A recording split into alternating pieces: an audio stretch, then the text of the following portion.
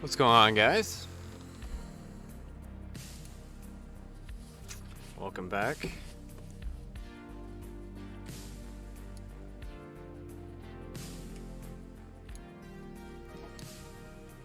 Probably just a tab late. I noticed the timer hit 0. My bad. Hope y'all are doing well. Had a pretty good weekend. So, probably won't have a huge day today. I know some of you are probably drained from, the weekend. Looking forward to working tomorrow. Yeah. Probably not too many. But, yeah. So, we're going to be picking up where we left off last time. We'll be doing the last bit of the basic JavaScripting.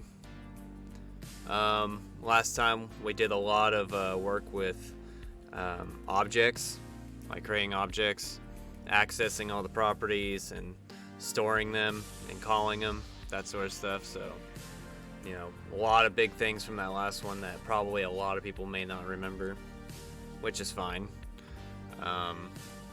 because we'll probably do it again throughout this a whole time that we work with JavaScript. We'll probably have to, it'll come up a few times, so yeah, it'll be okay. But where we left off, we are gonna continue on using loops, which pretty much loops are, help us run code multiple times that we needed to, over iterations. So until it'll keep running while a value is true, and then once it hits false, it'll stop. So pretty easy stuff. I mean, not very complicated. We also learned already with like true or false statements, like if else. So we also did switches as well, which is a really big thing we'll be using all the time. So we'll be using a lot of these Java concepts or JavaScript concepts like mostly all the time. Like you're not gonna probably face a time where you're not going to not be able to use it. So, but yeah, we'll start up here in just a little bit, like always. See if any more people are gonna come through and be able to watch.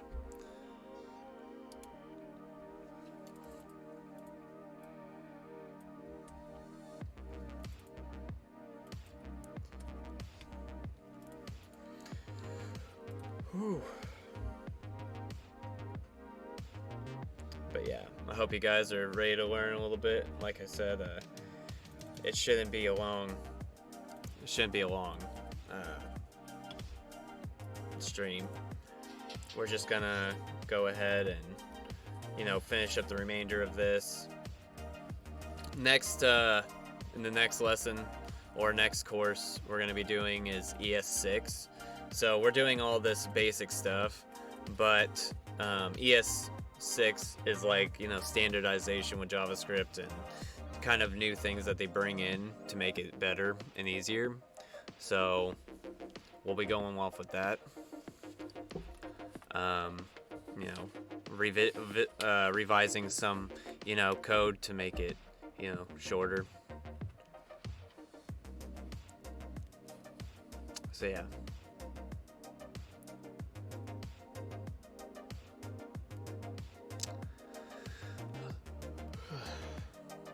We'll do that and we'll wrap this up. Alright, well, I don't think we have probably too many more people. I think we got a decent amount already here that have been with us for most of it. So alright. Let's go ahead. Let's get started. Jump on over. Alright. Oh. Make this the main. Alright, so what we have here is our loops. So you can run the same code multiple times by using a loop. As we've discussed, the first type of loop we'll learn is called a while loop, because it runs while a specified condition is true and stop once that condition is no longer true.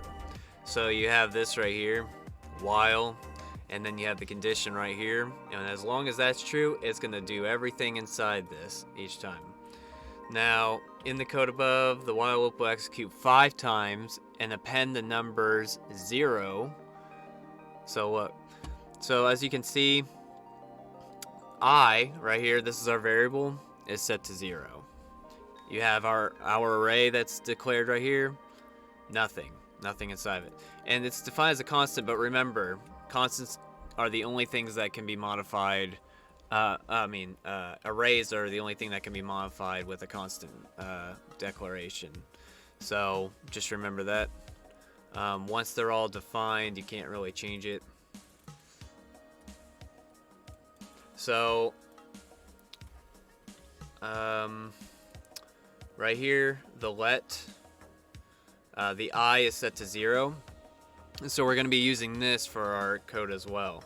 So while the I, which is 0, is less than 5, which is true because it's 0, we're going to call our array up here. It's going to push, remember, it's going to add it to the end of the array, or into the array at the end, I. So our first one's going to be 0, so it's going to be 0, and then it's going to add 1 to I. So this is going to become 1. And so it's going to push it onto here, so it's going to be 0, 1, all the way up until it runs 5, until this hits 5. So once this hits 5, then it's going to stop. Alright, so we'll look at that. So we have my array is nothing right here. Add the number 5 through 0 inclusive in descending order. Okay, so 5 to 0. So we'll be subtracting. Alright, in descending order to my array using a while loop. So let's say this. So let's use the I variable again. And we're going to set this to 5, right? So we're going to do this while I is less than, would be less than 0? Oops. Less than 0.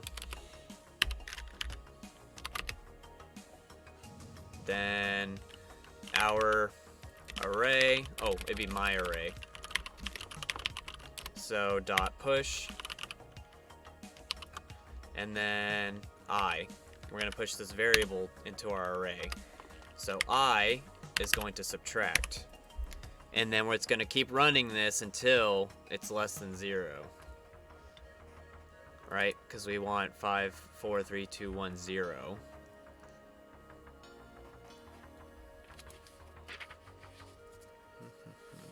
Alright, so let's see how that works. We can call it I, so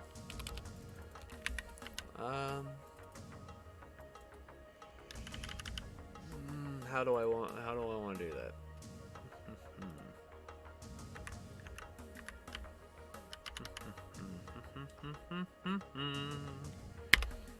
So oops, I was thinking of C++. Different language. Hold on a second. So control, we want to print this out to the control, or no, the console. Console.log. I have other things going on inside my head right now. We're gonna print off I, or we're gonna do my array. So should equal 543210, right?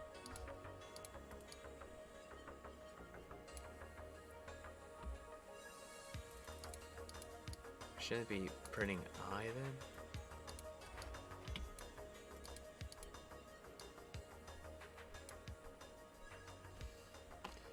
Would it be I? Should go and run a test completed. Oh, come on.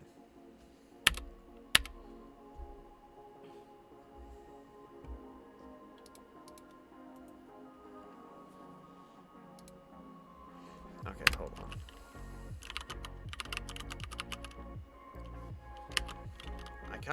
I just want to see.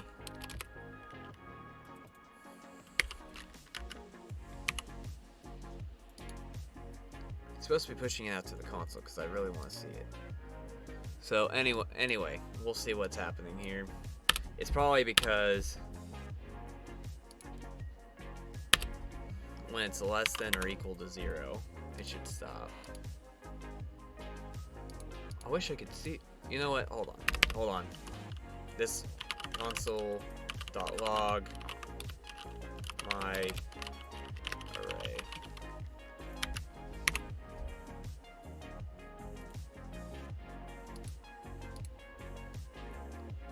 Oh, while I is greater. I had it backwards. While I is greater than 0 or equal to. There we go. That's why, because this was false the whole time because I got the things wrong. I was supposed to be greater than 0, not less than. Jeez. I got it backwards. I thought this, you know, if this were a 0, that would work. So, like, if this was 0, well, if this is less than 0, then it'll stop. But I had to switch it. So this has to be greater than or equal to. So once it's greater than or equal to 0, it's going to stop. So 543210 is the array. And that's why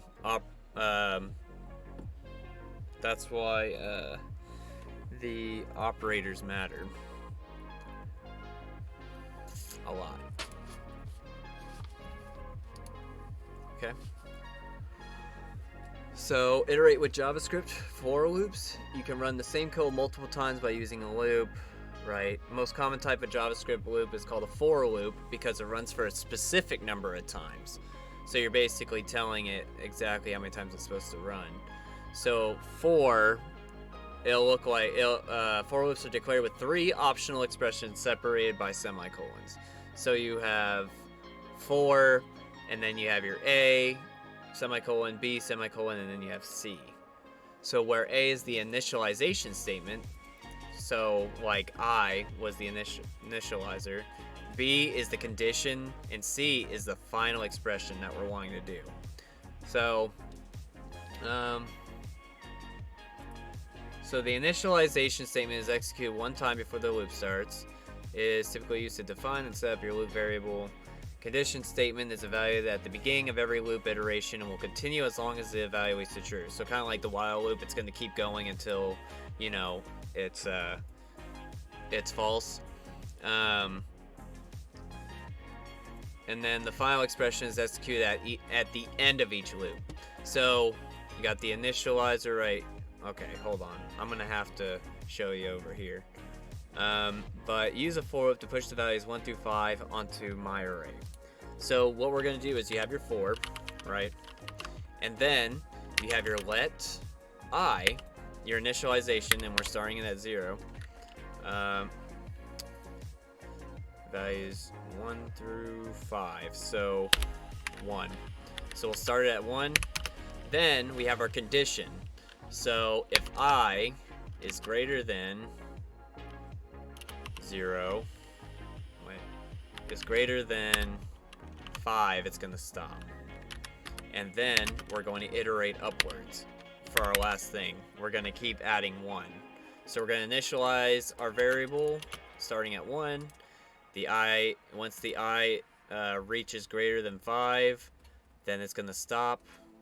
And then it's going to add 1 each. So now my array dot push I. So see, that makes it, this sets, you can set exactly what you're wanting in here the best way. And I mean, while you could still use while loops, I mean, while loops are pretty good. I mean, it's very typical to use for loops. So what you can do is,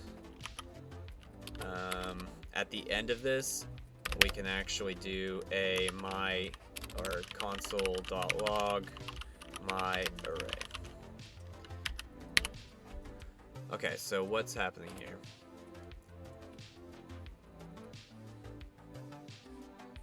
So if I is greater than 5. No. As long as it's less than or equal to 5. That's what it is. So if I is less than or equal to 5, then it's going to keep going. I just got it backwards. But as you can see, it goes 1, 2, 3, 4, 5. So you're going 1 to 5 in here.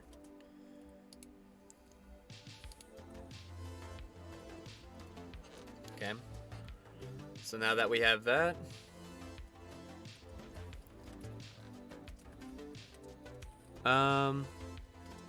hold on. I need to double check, make sure.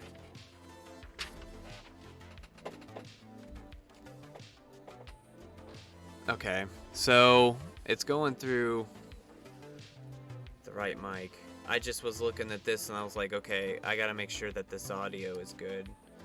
I probably need to put it down a little bit more so everyone can hear me better. Maybe. I hope that's better. Okay, so anyway, we started off at 1. We added a condition. If I is less than or equal to 5, we're going to keep adding 1. So this happens at the very beginning. This happens at every iteration that we do. Every time that this loop is ran, it's based off of this condition. So while this is true, it'll keep running.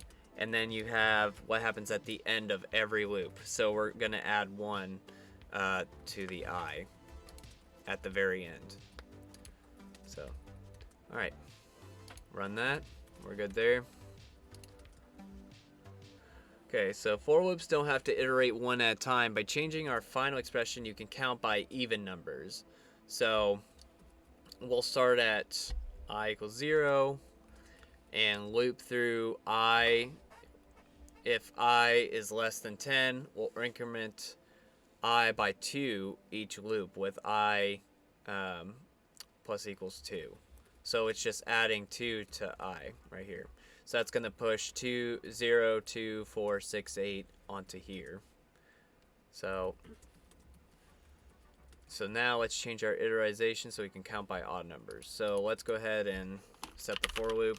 So for, push the odd numbers from 1 through 9 to my array using a for loop. Okay, so we'll start this off with a let, because we're going to be changing the variable constantly. I equals, we're going to start off at 1 because that's what it wants us to do. If I is less than 10, we're going to keep going, and then we're going to use this. So I plus equals 3.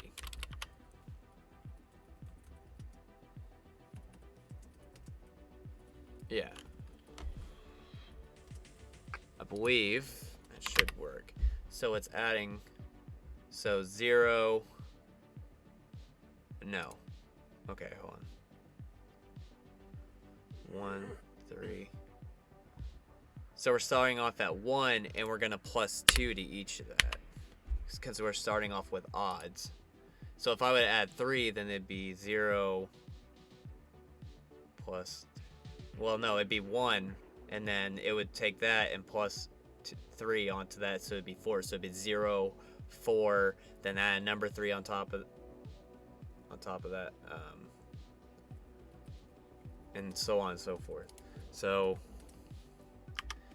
let's do my array, and then dot push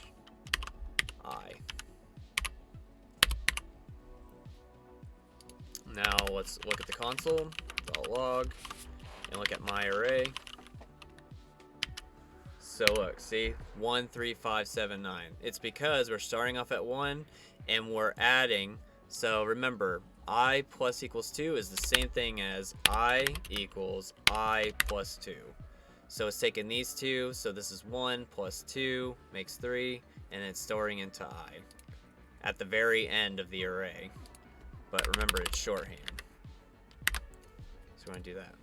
So 1, 3, 5, 7, 9. Just making sure you guys are aware. So we'll run that. Cool. We got 87. Alright, so a for loop can also count backwards. So as long as we define the right conditions. In order to decrement by 2 each iteration, basically you just do the exact same.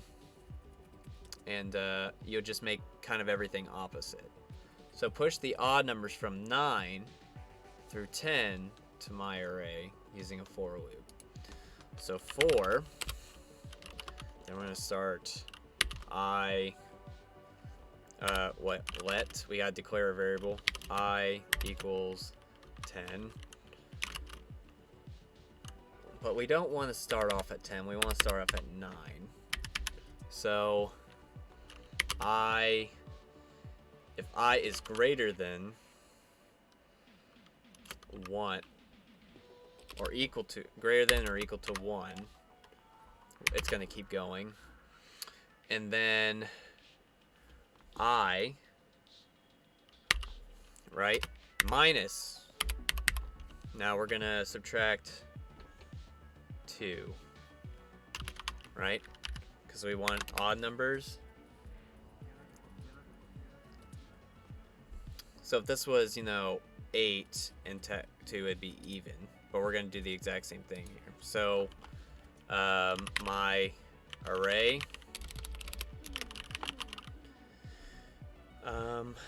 is going, dot push I. There we go. Now to verify, console.log my array 97531. There you go. So you can go backwards or for, like, whatever way you want to do with this.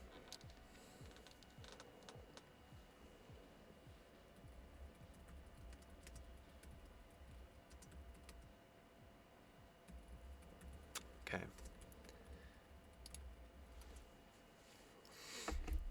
All right, so let's run that test. Should be good. All right. Cool. Up at 88%. I'm gonna put this up maybe a little bit and see how we do. Okay.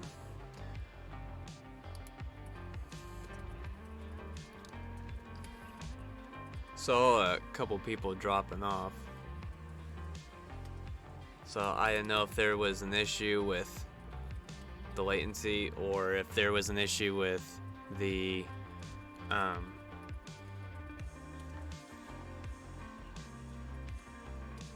audio or something. But just wanted to make sure that everything was good. Alright, so a common task in JavaScript is iterate through the contents of an array. So one way to do that is with a for loop. This code will output each element of the array of this array ARR to the console, which for array. So 10, 9, 8, 7, 6. So if we want to put every value out, we would do it like this. See, you have your conditions, you have the initializer, and then you have this I less than symbol, and then you have the array. But then look at this. You have the dot length property. So if this gets, like what we did with, the words or whatnot, how it gets the amount of words, well, we're getting the length of this whole array. So it's going to keep going until the length is finished, or the length right here is less than I. And once it is, it's gonna quit, and it's gonna iterate by 1. Then, in order to push it out to the console, it's gonna do console.log array. Now, see here, right here, remember how we can get specific values? So in here, if we did a console.log, and we put like array, you know, or my array, my array, and remember how we could do 1 or 0, 1, and it goes 0, 1, 2, 3, 4, so there's 4 positions here, or 5, there's 5, but it starts at 0, so there's, you know, 0, 1, 2, 3, 4. So there's 5 numbers, starting at 0. And so remember how we can push that out by the array, and then selecting the position by using the brackets, and then choosing which one you want to do. So in order to do this, you know, if we're putting this into a loop, instead of putting like the position in there, you're going to put you're going to put your iterator in there, so that way it gets each position. So it starts off at, you know, 0 or 10 or whichever one your I starts off here, and it pulls down here. So see, if you look right here, if the I starts off at 0, so on console.log, it's going to print the first position, each position, until it finishes this condition right here. So array I, the first one is going to start off with 0. So array 0 is 10. And then it's going to keep going down 9, 8, 7, 6 until this is finished. So that's how the loop is working, and you'll see that here in a second. So declare an initialized variable total. So for loop, let total, and it's going to equal 0. And so if total is less than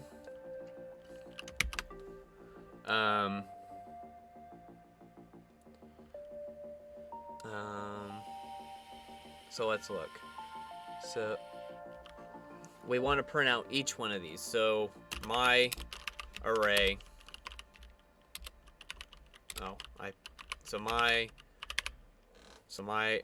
now we put the dot length because we want to get the length of the array, right?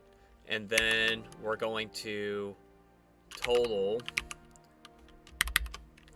So the position is going to start at 0, and we're going to keep going until it reaches this length.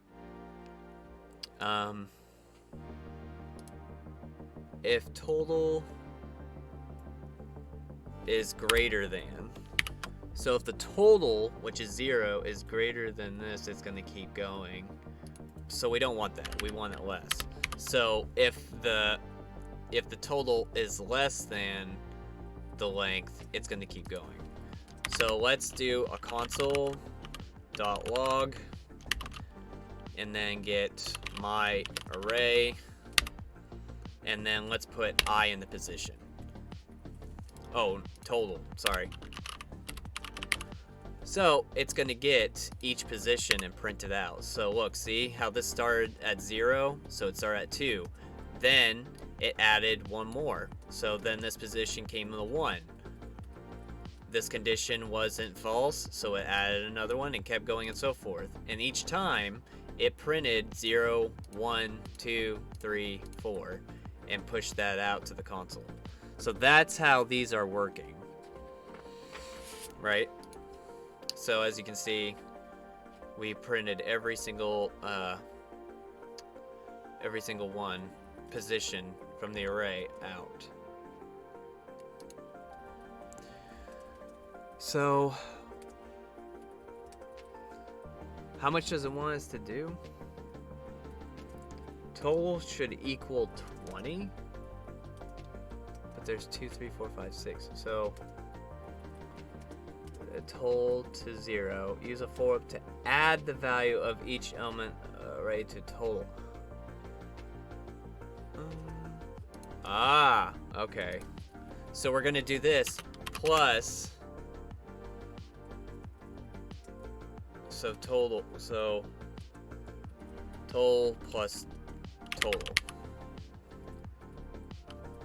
So 2, 4, 6, 8, 10. So it's adding that. Alright, declare initialize a variable. So total is 0. Use a for loop to add.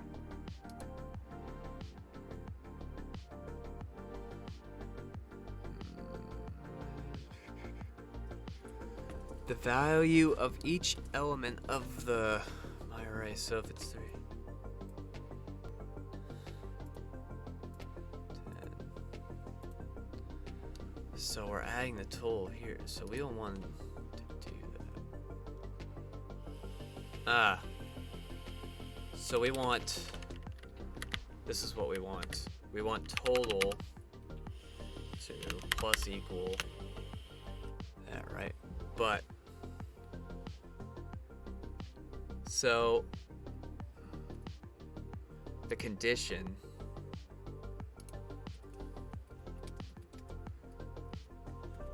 total should equal 20. So we want the total.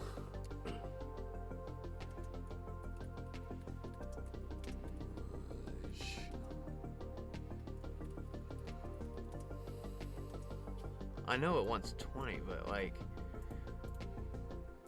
yeah, it's gonna add that, and then once it reaches this, or it's above or lower, it's going to.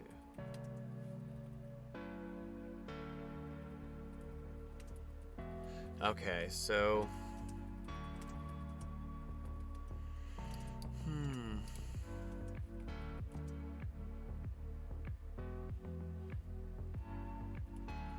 so hold on. So total should equal 20. You should not attempt to directly assign the value 20 to total. So do I just do this and put 20 here? Less than, if it's less than, if total is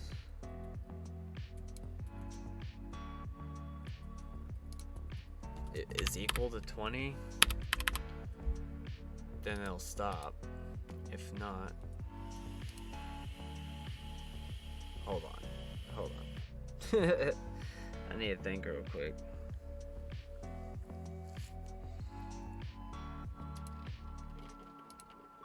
No,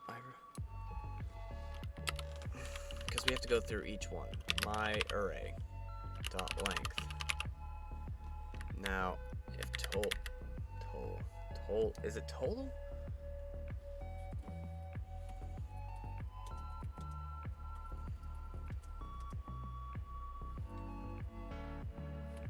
So hold on. Do we put 1 for let total be equals 0, right?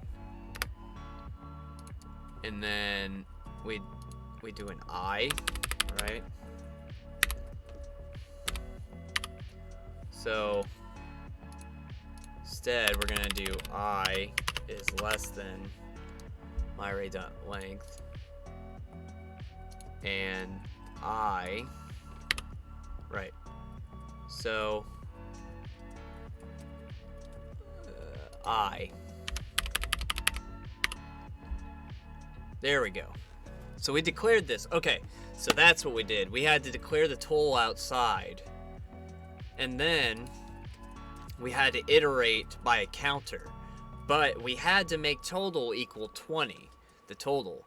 So in order to do that, we had to take the total, which is right here, and we had to plus equal, like add to the total each time, you know, every value. So it was total became, 2, starting off at 2, because total was 0. So 0 plus, 2 is 2. And then we add the next one, which was 3. So 3 plus 2 is 5, and so on and so forth until it got to the end of this array length, and it was less than I, so less than 0. So I start off at 0 and total start off at 0. But this was the counter. This is just a variable of what we were manipulating and storing our value. So see, I think everyone kind of understood that now, but yeah. So I think we're pretty good on that.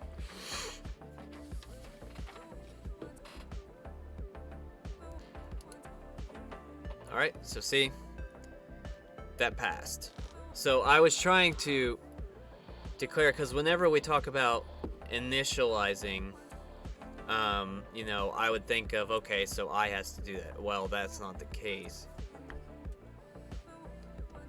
So, all right, so we'll submit, go to the next challenge.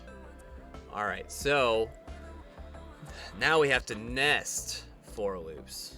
So, like in the instance right here, like if you're looking at this first glance, it's like, okay, you're looking at this multiply all this stuff inside here is just a multi-dimensional array. And so you can use one counter, right? And you can do it and go through there. But what if you have one here, but then you also have to use the multi-dimensional array? You have to have two placements. So you have to use the I for a counter, and then you have J for a counter. So you have one inside the other. So let's look. If you multi-dimensional, you can use the same logic prior to waypoint to loop through both the array and subarrays. So output each sub-element in array one at a time. Note that for the inner loop, we are checking the length of the array with I. So since array with the counter I is itself an array, right? So I know that's hard to process, so let's just kind of let's work through it. So let's do the first one. So we're taking whatever the array is, right? So for doing a counter, so let I product of all the numbers in the subarrays. So product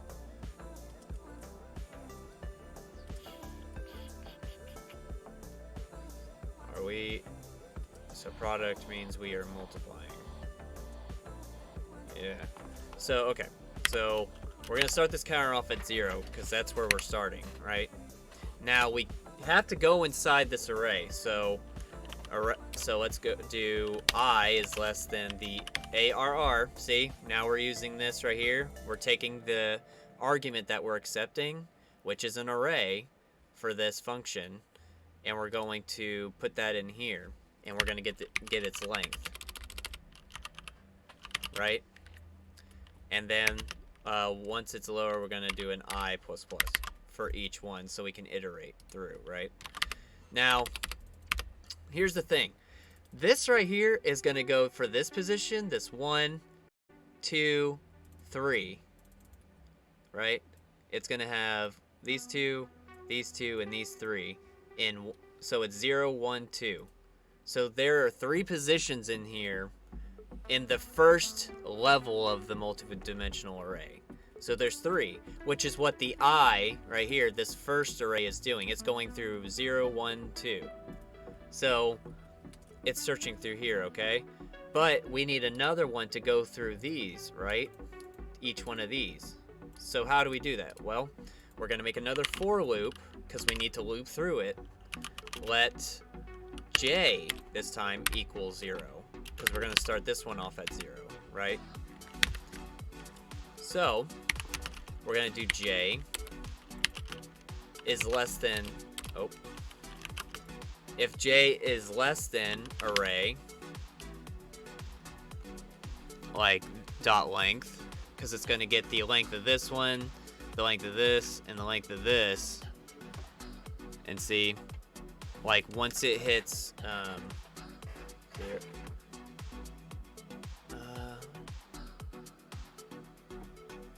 so once the I iterates and it gets to the position of these, so that's going to have 1, 2, 3, 4, 5, 6, 7 positions in here total, right? Once it gets to that length, it's gonna stop. But how do we get to that? How do we access these right here? And that's simple. So we're gonna do the array. Now this time we have to pull in, because this is the first value, right? We have to get each one of these and we have to iterate through it. So we have this one right here, that's 1, this one right here, that's 2, and then there's 3 positions inside here. So we have to get each position inside each one of these. Dot length. Then you have your j plus plus. So it's going to keep going until j, the 0, is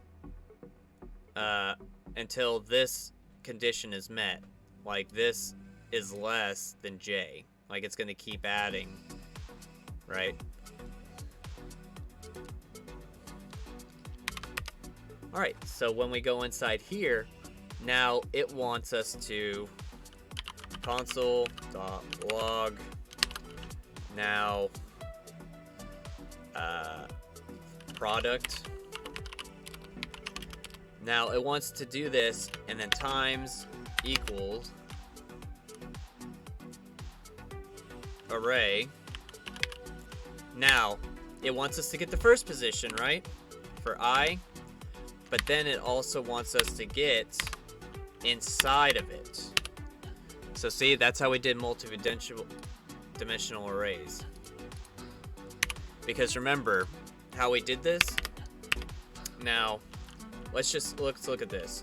Because I know some of you might be confused, so we'll just do it easy. We'll just do a refresher. My array. So look, my array, let's put this. You have, let's copy this text right here. Let's just make this equal instead of, rewriting the wheel. So you have this. Let's actually comment this out. See?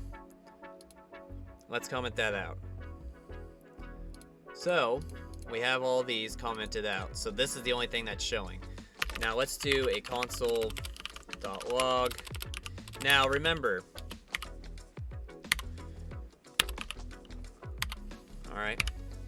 Oh gosh darn it, I am a little bit everywhere because I'm combining things. Okay, so console.log, my array, right? Normally how we do this, so we want to get 0, right? That's going to give us 2 values. See? Right here. That's the first one. Well, if we want to go inside of it, right? If we want to get this 2, we select 0 for the first one, and then we have 0, 1. So that, if we put 1 in there, that gives us this number 2 right here. And it's the same. If we want to go to the first position, which is right here, and get that 4, we put 1, 1, because 1, 0, 1. That's 4. So we're doing this concept, but we're doing it with loops. So the first one, so the I, the 4 that we're looping through, this I. So if we put I here, it is taking all this I right here, is taking every position. It's taking this, this, and this whole area. Now, in order to access each one of these, we need to loop through it again for J, right? That's where the second loop comes in, because we're starting our loop at 0 and going up the length of this array, and we're going to the length of this array inside. And that's going to print out every value that's in each array. Now, what it's wanting us to do is it wants to get the product of all the numbers. So it wants us to multiply, you know, every number, like the product variable, that value, it wants to multiply that value by each value in the array. So there's the 1, 2, 3, 4, 5, 6, 7 inside this these subarrays. And that's all it's doing, is it's basically taking all these, and the computers in the loop is doing this for us, so we wouldn't have to do it. So let's go ahead and undo this. Oh, there we go. So it's taking the 0, starting here, right? And that's how it's going through here. And the only difference is, so for this second one, right, it's using the array and taking this position. See the array, remember how we did that, .1? So it's getting each one of these positions, and we're getting the length of each one of these, right? Of these subarrays. And it's basically saying, okay, we're going to take each one of these values, and we're going to take product, and we're going to multiply the value of product by each one of these values inside there. But remember, we're doing the shorthand, so that's why we put that. So see, starts off at 1 right here, and then 1 times 2, 2. All right, so product now is 2. 2 times 3, 6, and then it goes by each one of these. See, and that's how we get each one of those results. So that is nesting for loops. And do not be like, I know that's really intimidating, and loops are intimidating, especially for beginners, because there's a lot you can do with loops, and you know, it seems very complicated, but once you start actually realizing the certain aspect, like the certain functionalities of each one, it starts to make a lot more sense. Even myself, like sometimes I'll look at the loop and I just kind of like, I'll have to sit there for a little while to see what it's actually doing. And I'll look and I'd be like, wow, this is like a mess of code. And so, but when you actually start looking at it, you're like, oh, okay, so this is what it's actually piecing together. So, you know, hopefully you guys will start to realize that as well. So now we have do while loops. So in this, what's great is, so what if you want, no matter what the answer is, right? No matter what you get, you want to run this code at least once. No matter what, you want to do it at least once. So, but you'll also want to put it into a loop, right? You want it to do it, but then you also want to loop through and see, and then check the conditions. But no matter what, you want to at least do once. So how do we do that? Well, we do that through what's called a do while loop. So you're telling the computer to do this, and then after it executes it, then it runs a while loop. So as you can see right here, you know, it has a do, has right here, and then after that, once it all pushes and it's done, it does a while loop, and it checks this condition, and then it starts running the loop. So remember that if, like, you know, you ever want to actually force it to run the program at least once. So I know there's a lot here, but I mean to TLDR it, to, like, you know, you know, shorten it up, because this is a lot of reading. Pretty much do while loops are just that.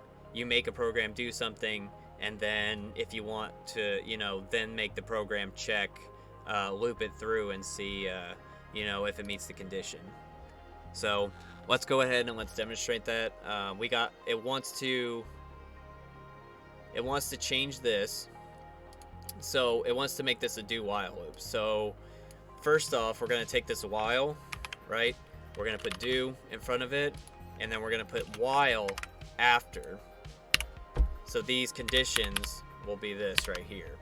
So we've changed it now to a do while loop. Change the while loop code to do while, so it'll push only the number 10 to my array. Okay, so I, right, is equal to 10.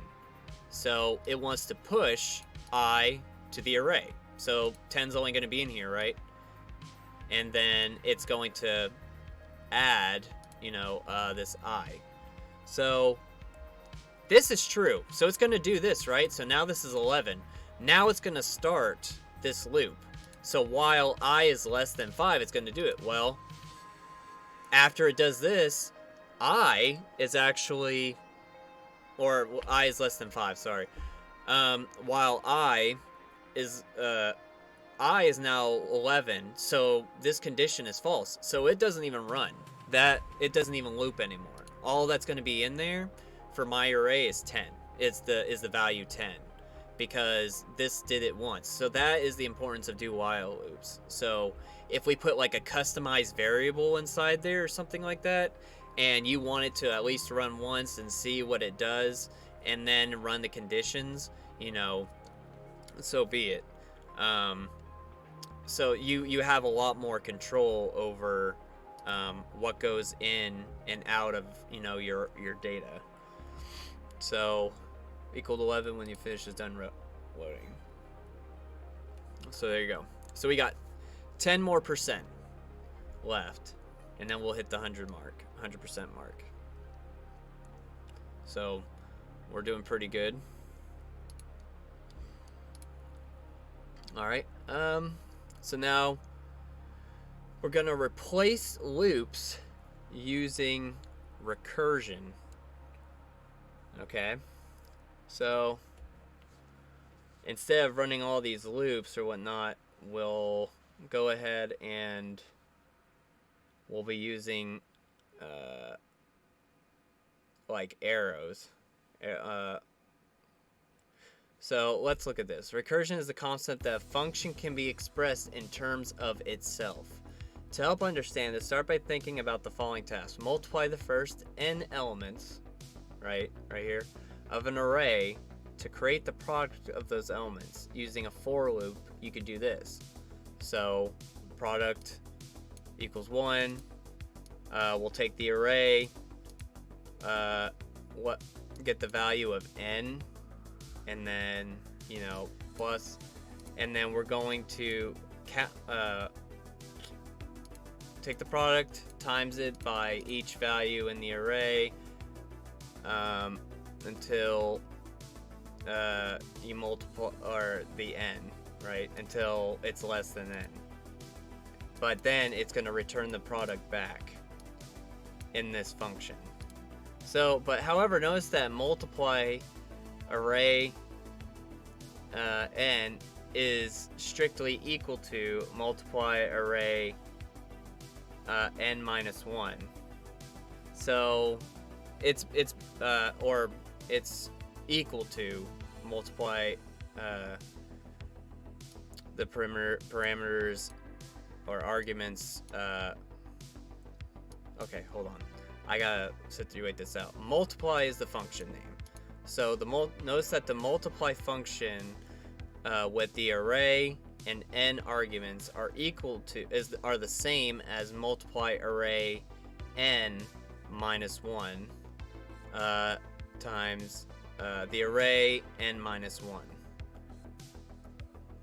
So that means you can rewrite multiply in terms of itself and never need to use a loop. So instead of having to do a whole entire loop and loop through it, you could just return the last one. I'm presuming equal to multiply array n minus 1.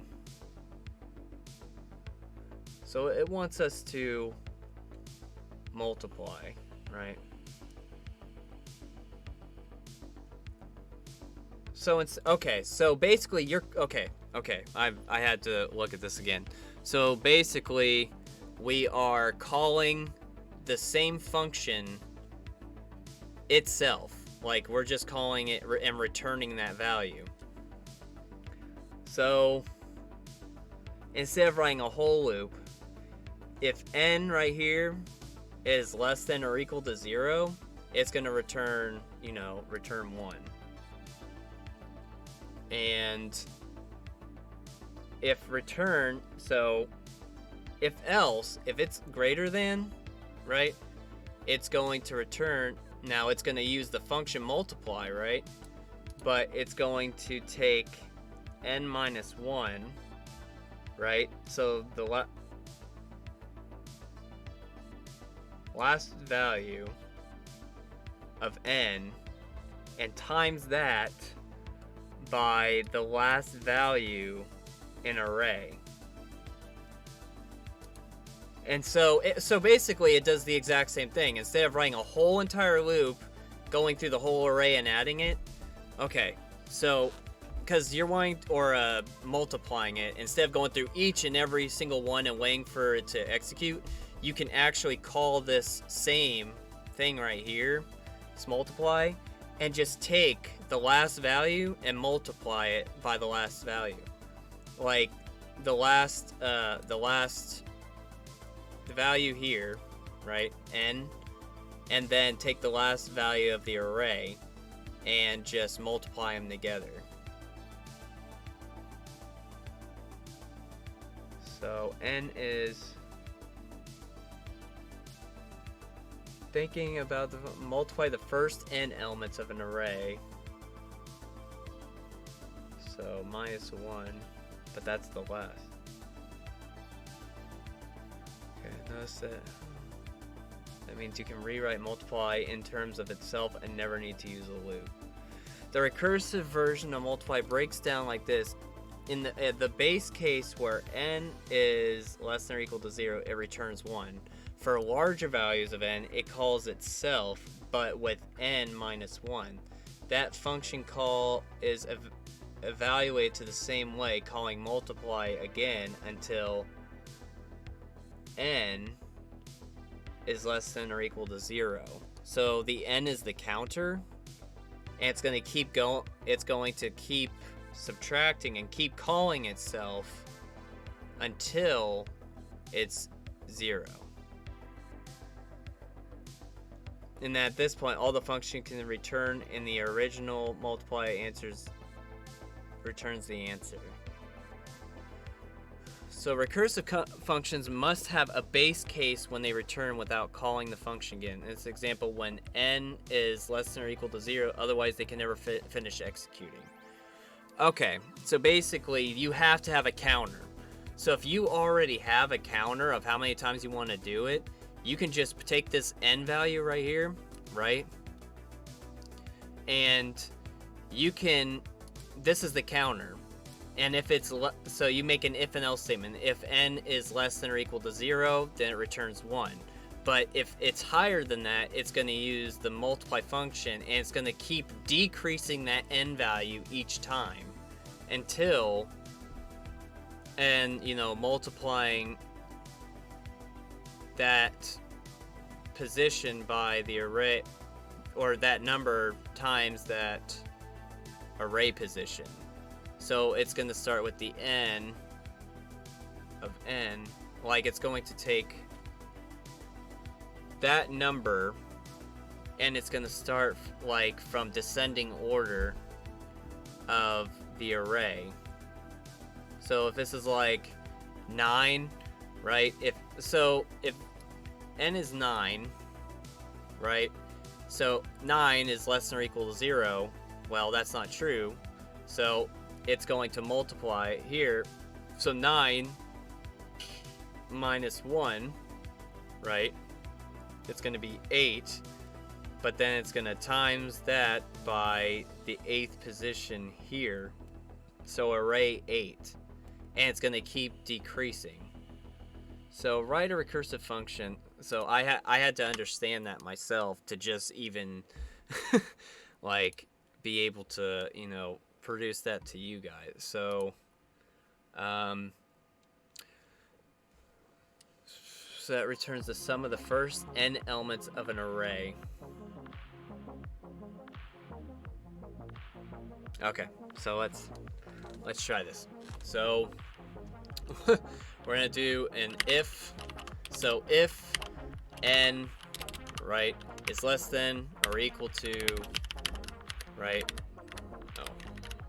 is less than or equal to 0, then we're going to return 1. Right? Now, else, we're going to we have to return. Now we're going to use sum, right?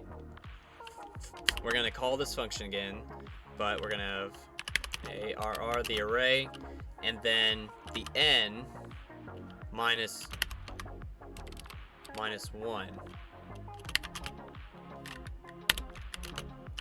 So we're taking this n and we're subtracting it each time. And then we're going to, so we're taking this sum, right? And then we're going to add the array n minus 1.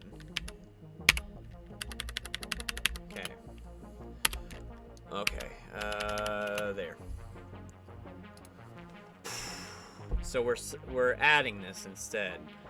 So it's gonna take this, right, this answer right here, and then add it to the array. I want to say of the last, would that be the last? So the last, or is that the first? It looks like the last position. Or is the first? So sum. So 0, 1. So this is the array, right? This is the array values inside here. Okay.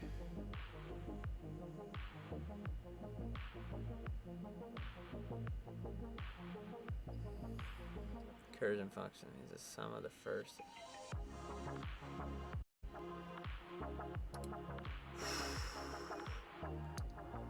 This is a recursion has never been easy. Should not rely on any kind of loops. Right. So if we call this console.log sum, because I gotta know. So we put 1 and then 0. What is it actually producing for us? 1, because it's adding. Oh, come on. So if it's 0, so the n is starting off with 0. So this should return 0, right? Because n is 0. So that meets the first condition. Okay, hold on. No, hold on. That made it right here. So if n was equal to 2, and we have 2, 3, 4.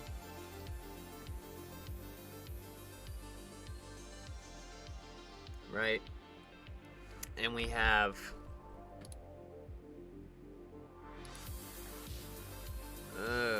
boy.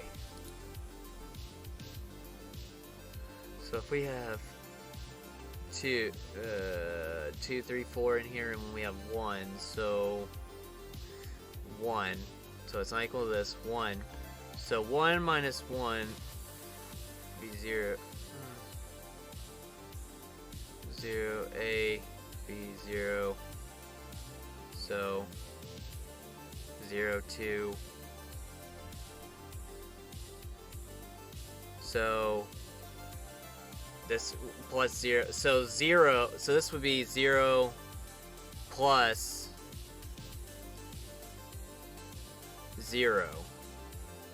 So the array position of, I get it now, the array position of n is 1, but you're subtracting 1, so it makes it 0. So it's array with the first position being 0 plus this sum right here, which makes 0 right here, because 1 minus 1 is 0. So 0 plus 2, because the first position here is 2. Oh. Hold on, I should probably, you can't see what I'm seeing, so let me break this down for you here. There we go. So you have 2, 3, and 4 right here, and then you have a 1 right here. So 1 doesn't meet this condition, so we go to the next one, right? So it takes that, subtracts by 1, so this is 0, plus the n is the value of 1. So 1 minus 1 is 0. So we have an array with 0 inside of this bracket. So the first position of this is 2, right? So since 1 minus 1 is 0, so 0 plus 2, that's going to equal 2, which is why this is correct, because this is going to equal 2. Okay, so it wants to sum. So now, 4, 5, so the next one, the next one was supposed to be 5 in the test case, and they had 3 in here, right? So this is not equal to 0, right? So we have n, which is 3, minus 1 is 2, okay?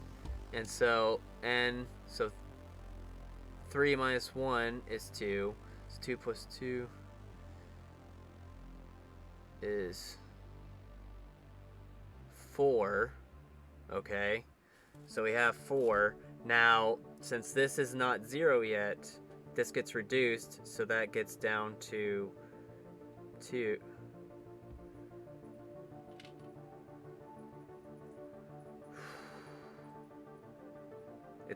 It's hard to kind of visualize this. So the first one that we get is, so 3 minus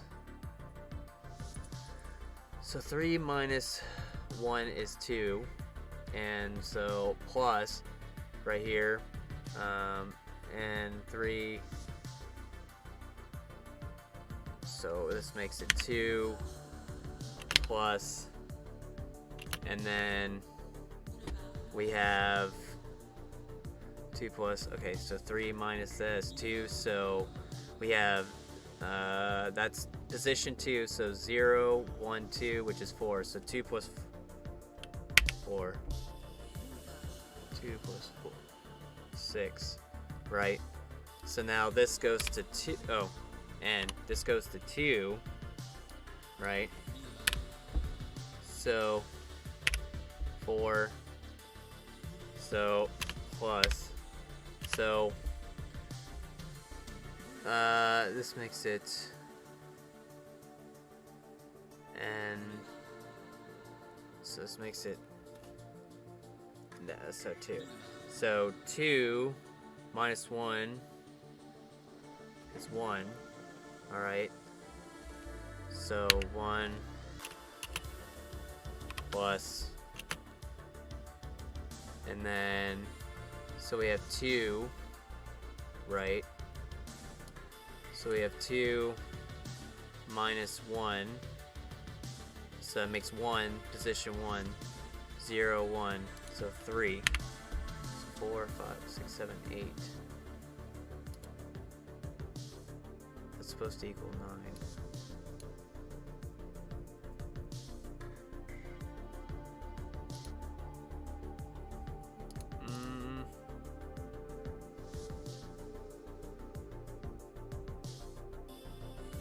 The same way calling multiply again. So n,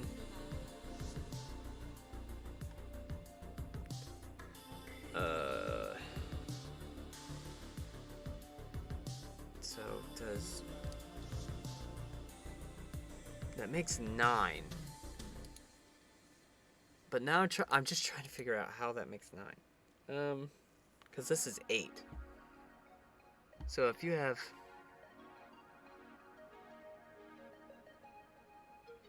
Wait.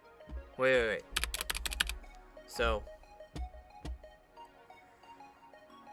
No, same thing. You have 3 minus... No, goes 1. And then... Oh, because I didn't complete it. Okay, so 2 minus 1. Okay, so this makes n 1 now.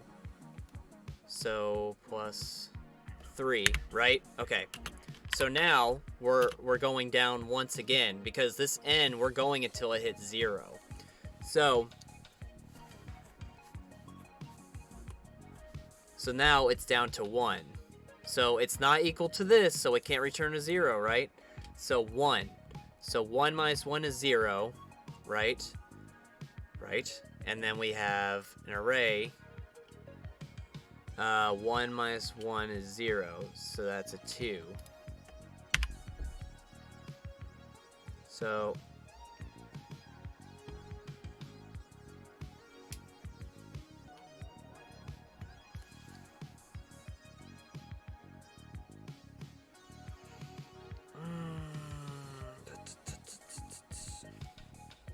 okay. I'm having a real difficult time trying to figure this out.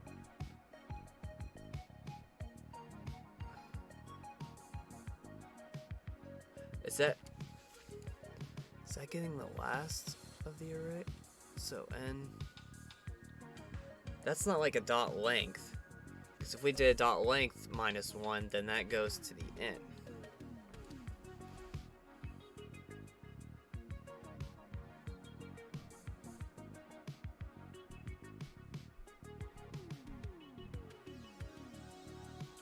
What?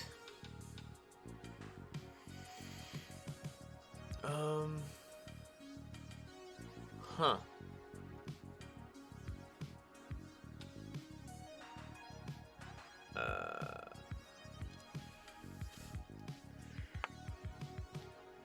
I wish I could.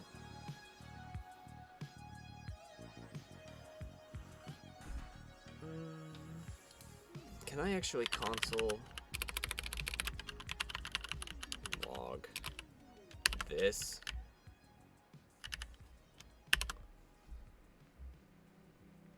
I need to...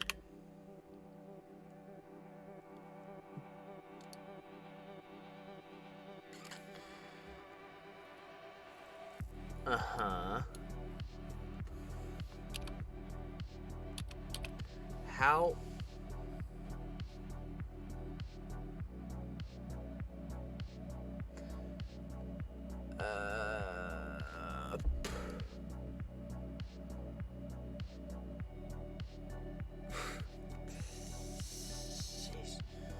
Can't even.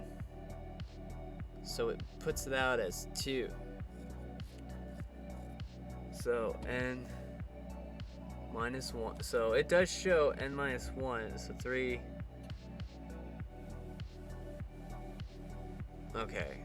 So if we put 3, because 3 is n. So 3 minus 1 is 2, right? So 2 plus n minus is 3 minus 1 is 2. So 2 plus wait 2. Okay, this is where I probably messed up my calculation. So we're gonna do this. Okay, hold on. I got this. So this is equal to 9. So how it got 9 was, so this 3 is going into here, right? This 3 sum, and now it's going down to here. So that doesn't equal 0. So 3 is down here. So 3 minus 1 is 2. Then you have plus the array with, so 3 minus 1 is 2. So the array position 2. So 0, 1, 2. So 2, now hear me out. 2 plus, so this is 2, right? 2 plus 4, we have 6, right? So we have 6. Well, technically we have the 2 plus 4 plus, okay. Now, since this is 2 now, doesn't equal this, so 2 minus 1 is, 1 plus, okay. So now this is equal to 1. So 1 plus, and then 2 minus 1 is 1. So 0, 1. Wait, hold on. This is 2 minus 1, 1. So plus 1. Okay. So position array. The n is 2 minus 1, 1. So 0, 1, 3. So 2 plus 4, 6, 7, 8, 9, 10.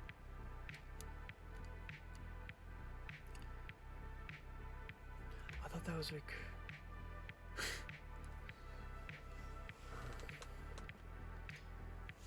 Hold on. Oh. So we have you tried logging at the start of the function to see what values are getting passed?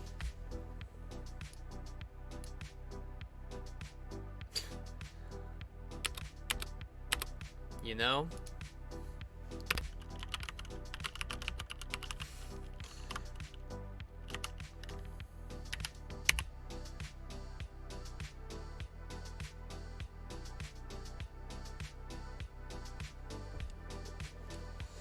Right, so that's what we did beforehand. So how... But it's supposed to get 9. Okay, so... And we're supposed to get... return...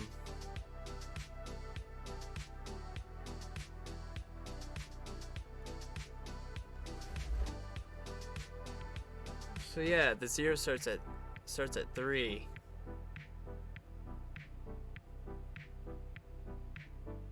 Right, because it's iterating down. It goes 3, 2, 1, 0 right here. But it just doesn't make sense because when we add the sums up, it doesn't equal 9. It equals something higher than 9. So how...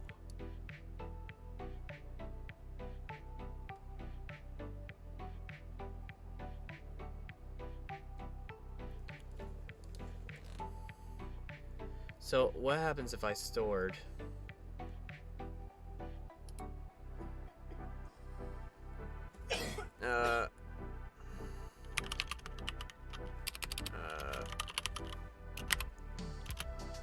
No, that ain't gonna fucking work. Hold on a second. Let's...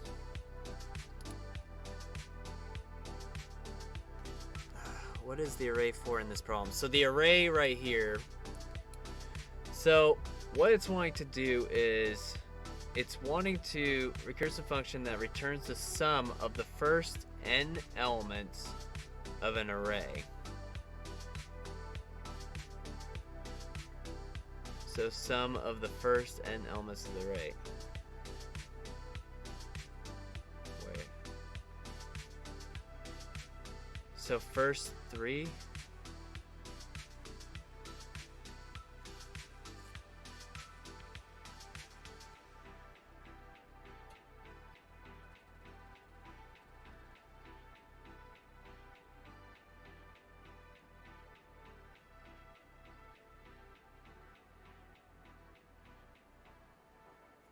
So, hold on.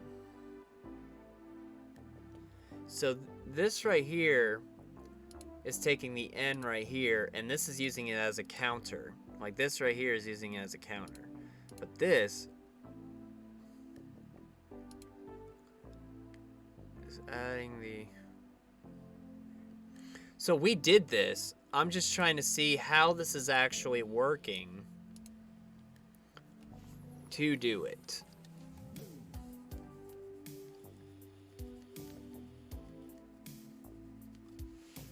So this is the counter right here. The end is the counter. And so we're knowing that this counter is going from 3 to 0. And it's going to return to 0. It's just the fact of this right here is the problem. Because this is adding. Is it adding this to this? Or is it saying... Wait a minute. Hold on. Wait. I think I get it now. I think I might get it. So 3 minus 1.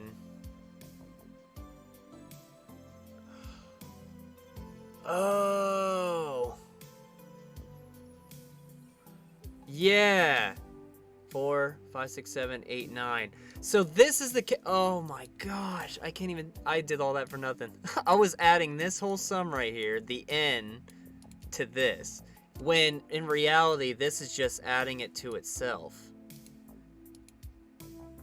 And it's just...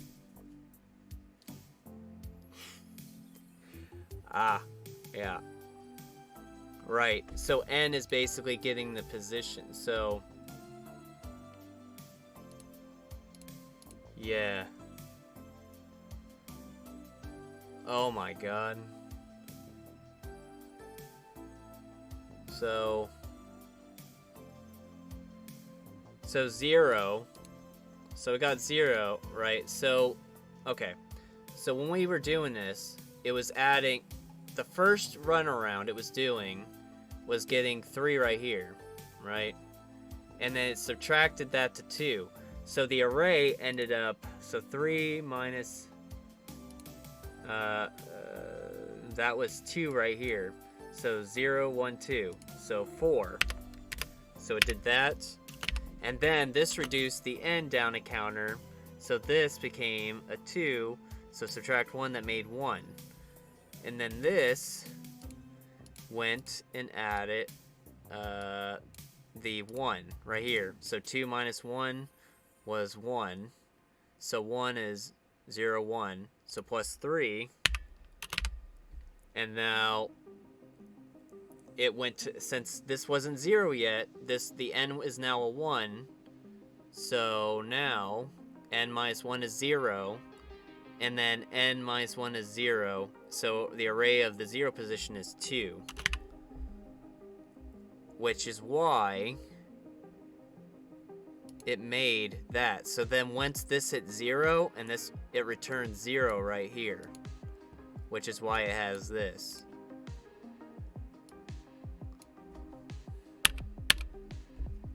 So 4, 3, 2 is 9. And why you have 0 for the first one. 2. Thank you, IBAC. Like, for kind of like... I mean, it should have been so simple, but I was just looking at this thinking that this was adding to this instead of it adding to itself. This was a counter. So I thought this was just adding with this, and I was like, that's way over. How is it getting that? Well, that's the thing. And that is recursion of using this right here, having the array itself and a counter, and then using that counter to do the equation without having to use a loop.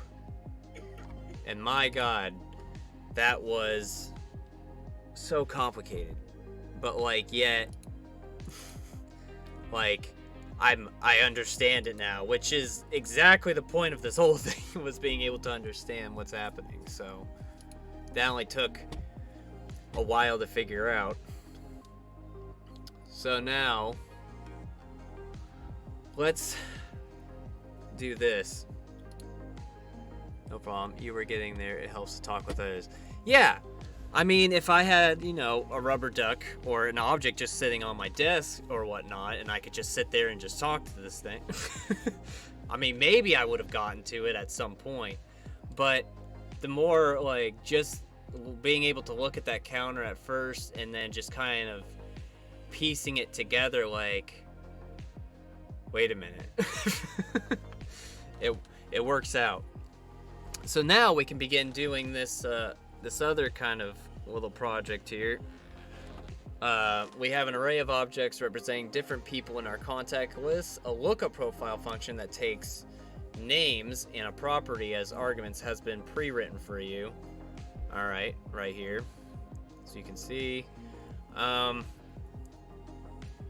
function should check if name is an actual contact's first name and the given property is a property of that contact.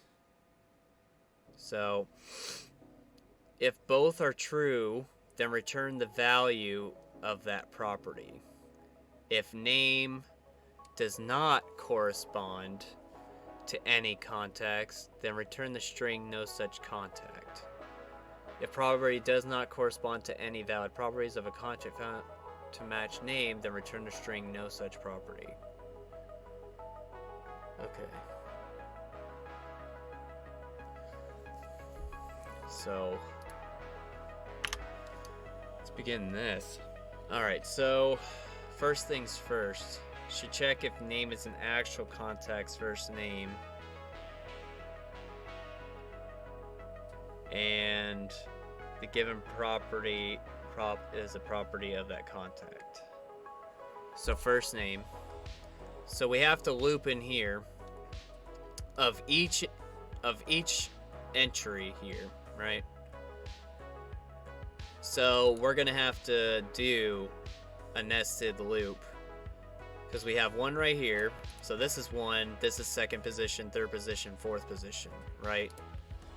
So we're gonna have to do a loop to go inside this, right? Inside here. So 1, 2, and now we're also gonna have a third one, which we have to go through the likes. Oh no, we don't even have to do that. We just have to make sure it has the property of likes. So that's fine. But we have to see.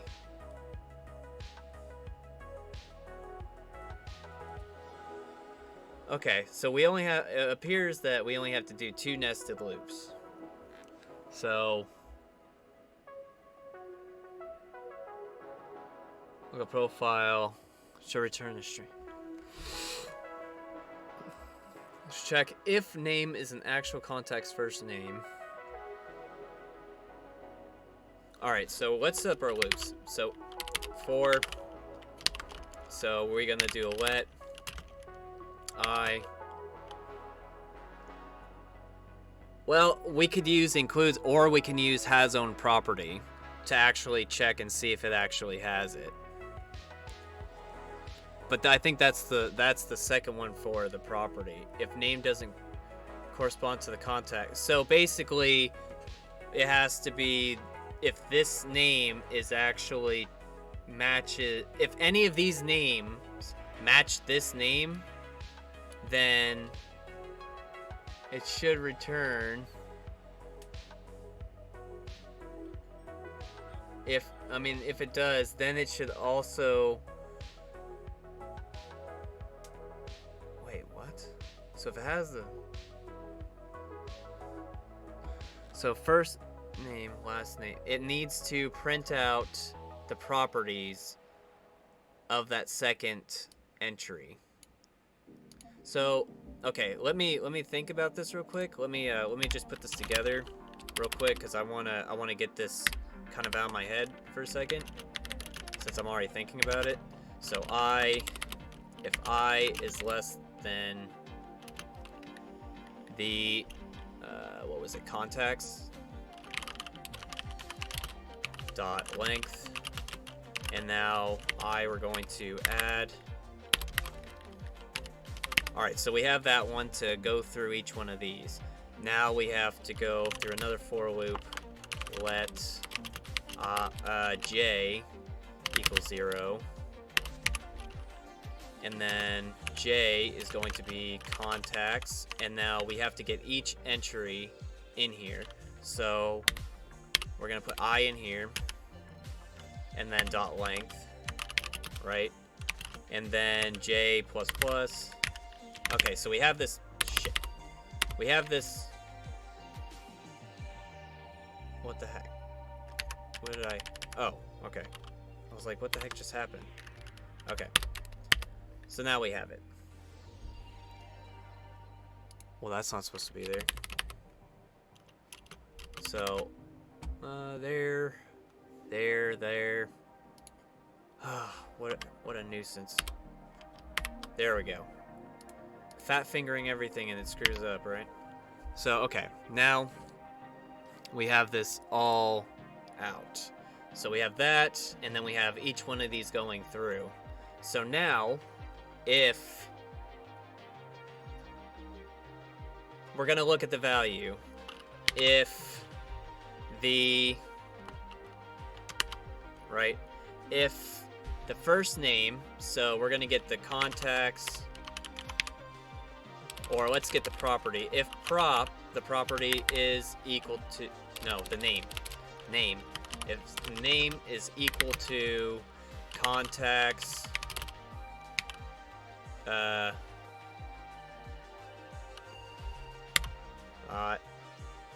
I. So it's going to loop through each one of these, and if one of those names equals the property of one of these, it's going to, like, so it's going to go through here. The first name. So this should be actually first name, right?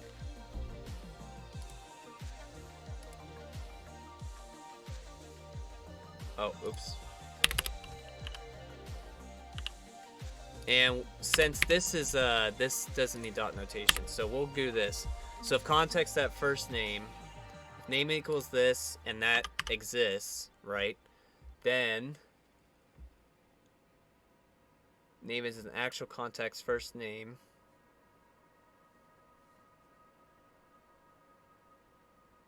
Wait, do I even need a loop for this then?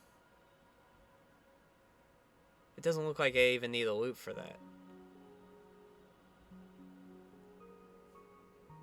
But we're going through each one of these. So we... Ah, that's why. Okay, hold on. So contacts. We would have to go through each one of these. Right? What the heck did I do? No, stop that. So each position of contacts, right? And then we would have to get the first name property. So once that works, we have to print of that contact. So if it finds it, we have to loop through and return.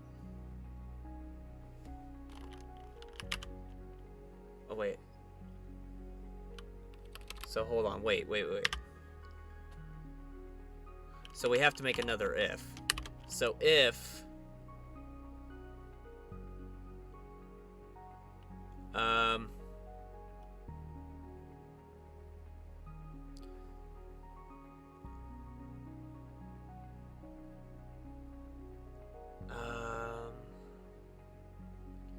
so we have to get the contact's name. So if contacts I dot name, right?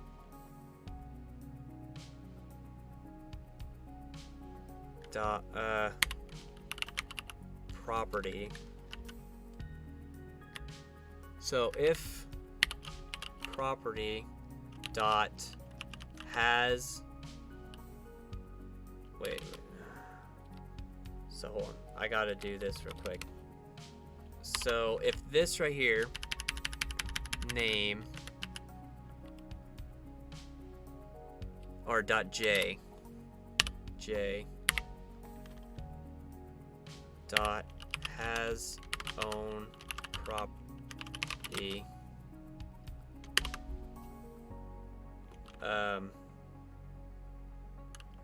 prop. So that both of these conditions would have to align in order for them to return this. But so if this one doesn't, this will have an else of return no such property. Okay. And then this one will return an else of return no such contact if it can't find the name. You could put the name if before the second loop.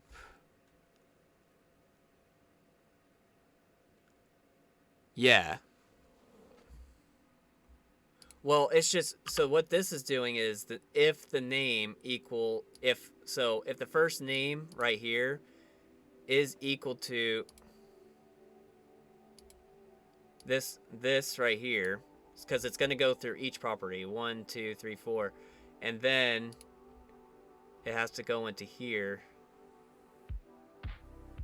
It's going to pull over each property. So it doesn't need the J. It doesn't need this second J. It just needs strictly the first name. So that's why it's saying right here, if it doesn't have that first name, it'll say no such contact. Now, if we go into here, if it has the first name, it's going to go to this one where it's going to check the properties of here and here through here. But I need it to find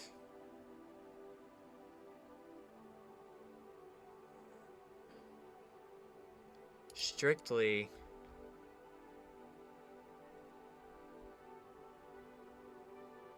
J.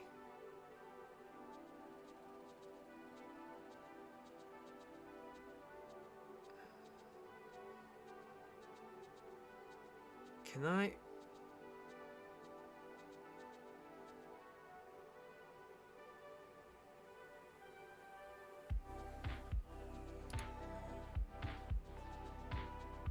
Hold on a second. Let me throw this out and see if this like works. Has own property. If it has property, return.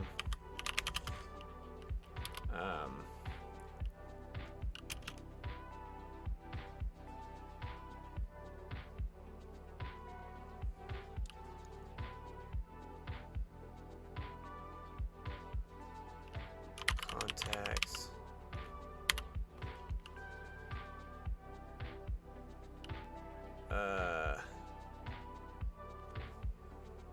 Wait.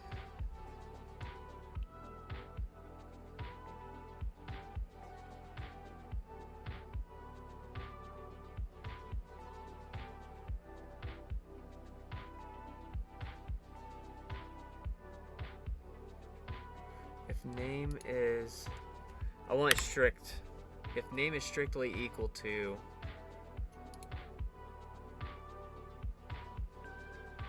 first name, so it's gonna look at I first name, then it has that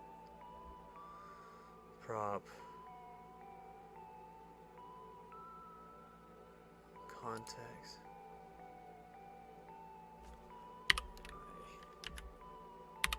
J.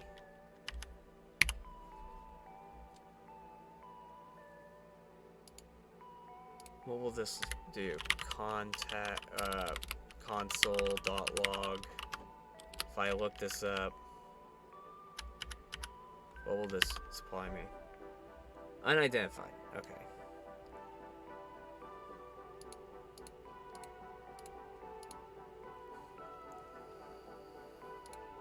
well, let's put this. I guess I don't have to. So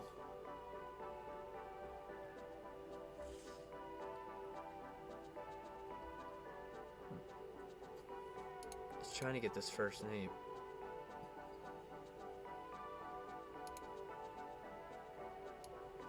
How about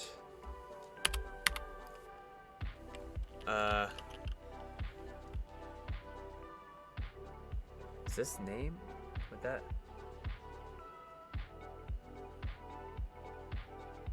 It would be name, right? No, first name.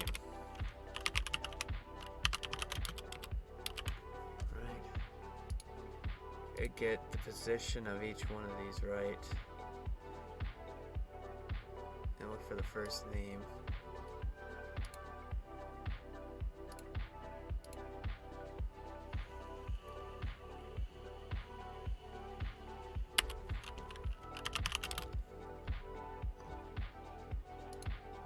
Oh gosh, damn it.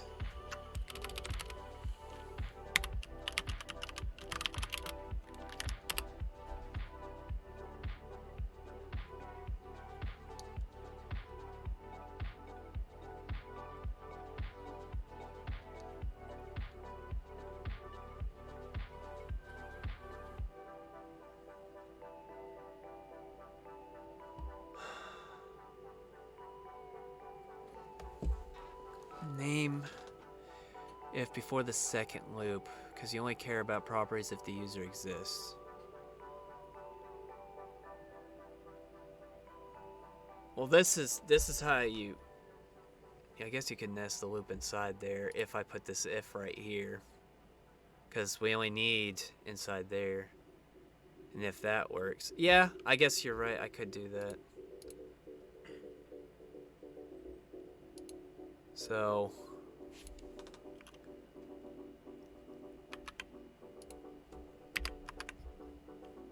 we'll put this here. If so.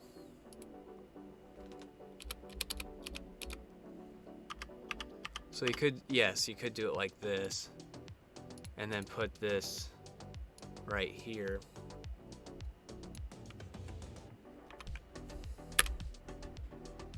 So where is the end of this one?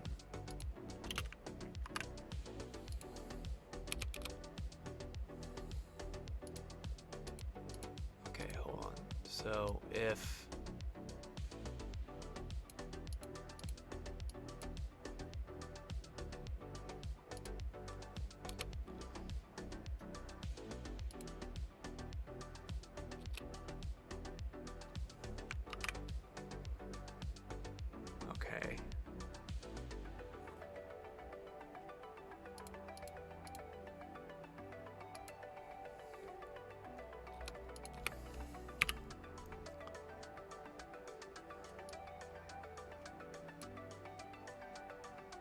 no.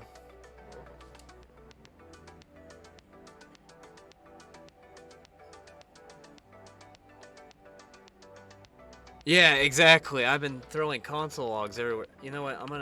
I think I was somewhere where I was wanting to. I'm gonna keep it here for a second though, because I really wanna.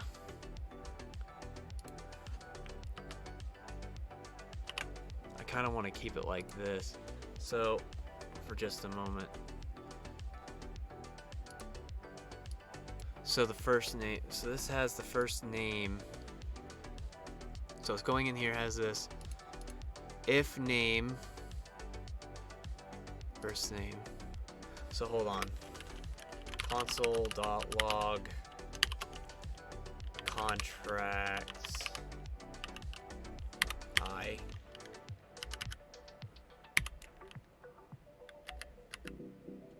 Okay, dot.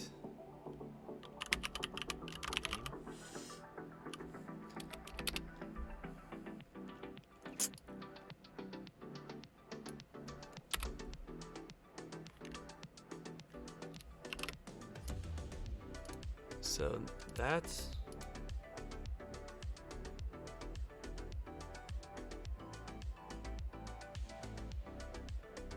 Ha! Oh! That would be right. I don't know why I put contracts in there. So, it's not even giving me this contacts.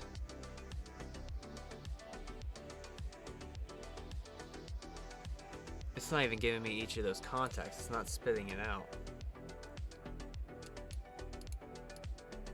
Hold on a second. Let me throw this.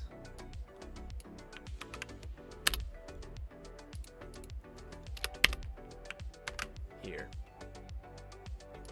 Alright, so it's not throwing that here.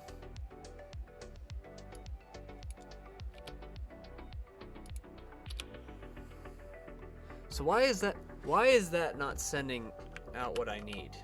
Why is that not producing? Okay. It should have thrown that out at least.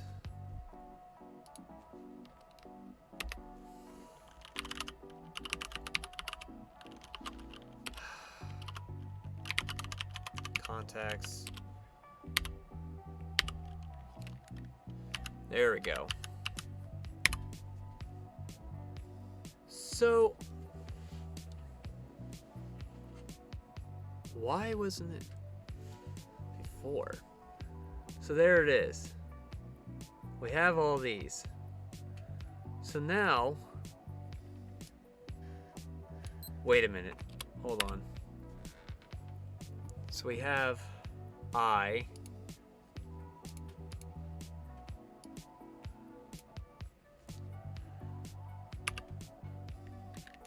So what would be this?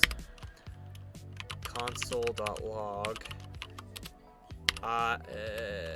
contacts I and then J.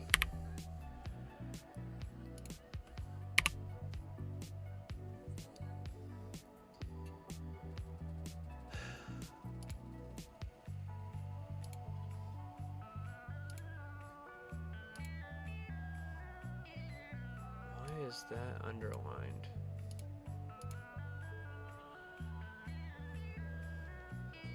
So we have this.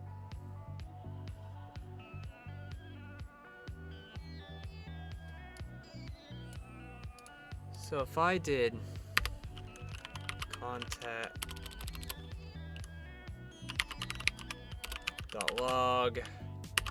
contacts I and then what would that give me? Okay.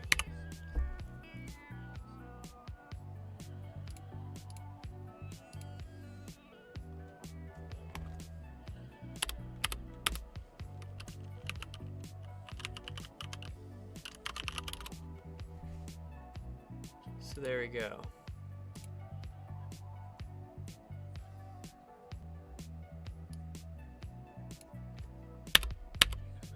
Right. So we have this right here. We have all first names then. Yep. Which is what we did, so that is right. If name is equal to contacts I first name, so it should do this.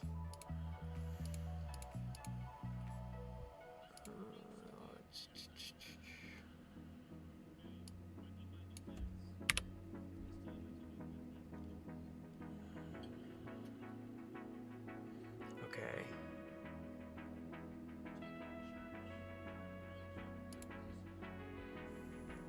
Should take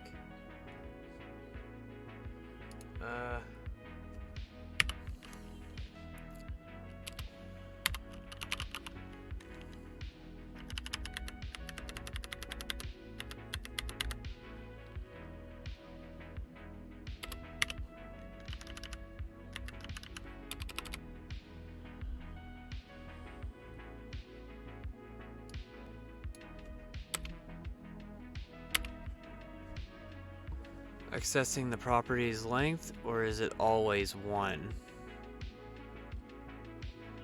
It should be doing the properties.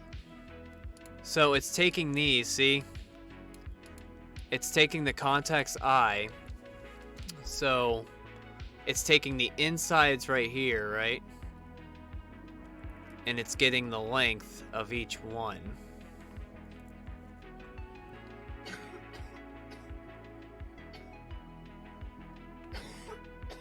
So it should be printing out all the Wait a minute.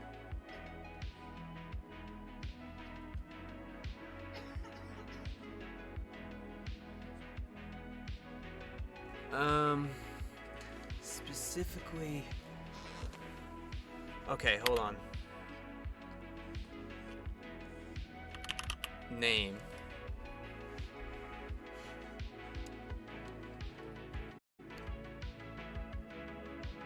Wait, no. We gotta keep this the same. That dot length. But this first name, right?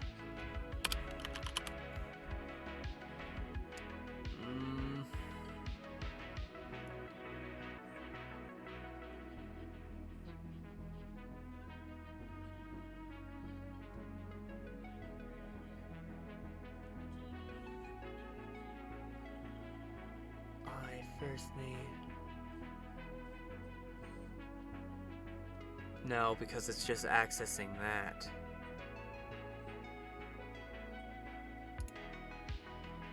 Ugh.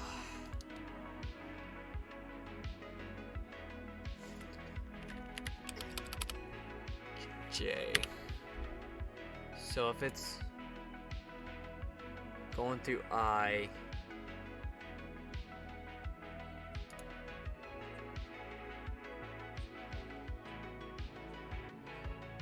has own property, prop, so it's checking if it has its own property, and then it's returning that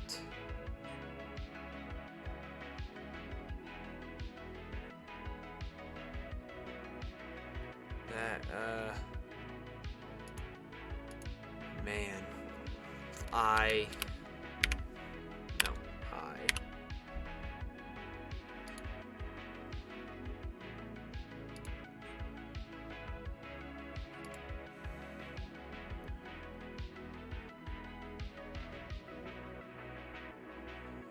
So we have to store the value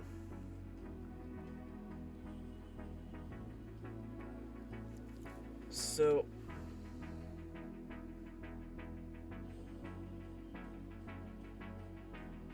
oh, you know what? Let's create a let or const name list name value, and then set that equal to, hold on, I don't know if I'll put it there, but we want to store where the value is located, right? Oh, we don't want to put it there either. We want to put it inside here, that if it's in here, we want to store the list name as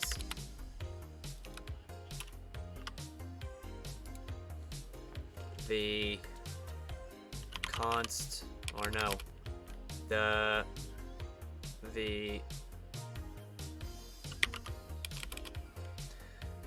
we want to do the contacts I, right? And we want to get the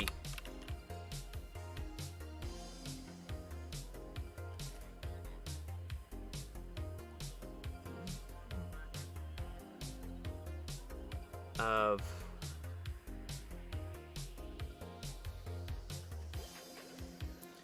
we want to get the name value, but I need the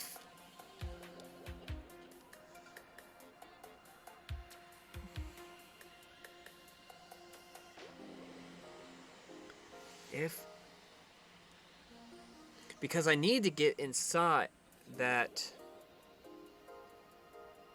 position.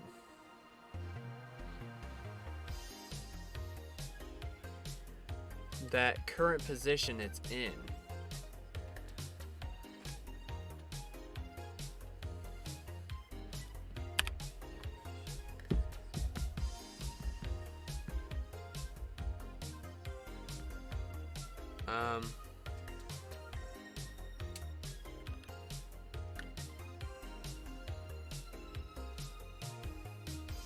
How would I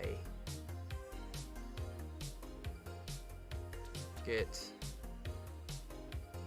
the name?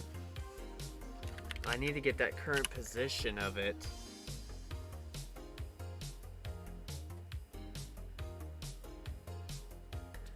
Has own property. List name value.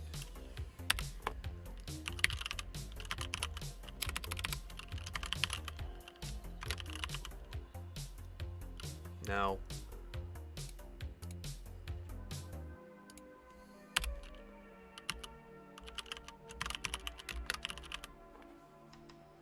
Damn it. How do I get that? How do I get that position?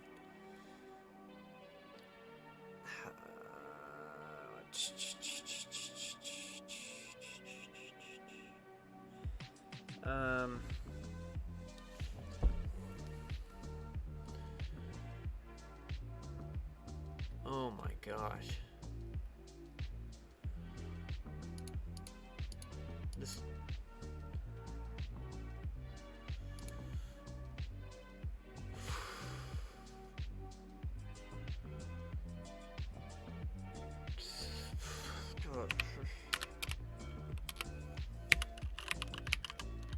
Name. Need the second loop if you're using has own property.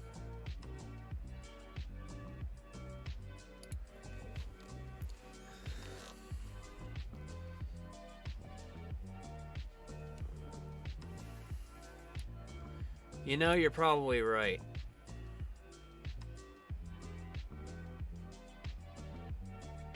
So I might just need only this one. So I will, you know what? Let me keep. Let's do this. So, nope. Hold on. I gotta get rid of this.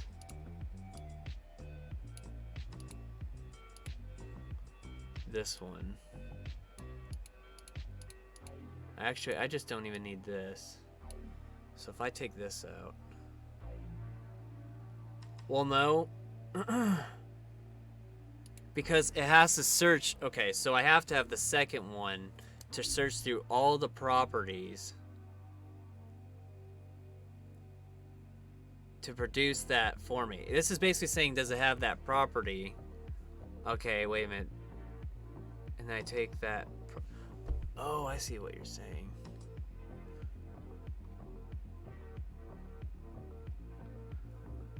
Yeah. Yeah. So I can just get rid of this. No. Yeah.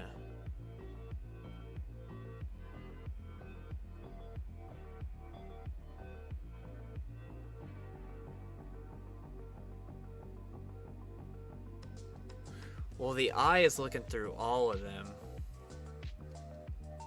I need to know what the J would be. Because it's looking through all these right here. And then if I have a specific one, you know, like if I list specifically first name, it'll show it. But it has to give me the value inside here. And in order to do that, you have to use it. This is like a multi-dimensional array. So I have to get the first property, right, which is this whole thing, and then I have to get the second one right here and access it. So it has to loop through here.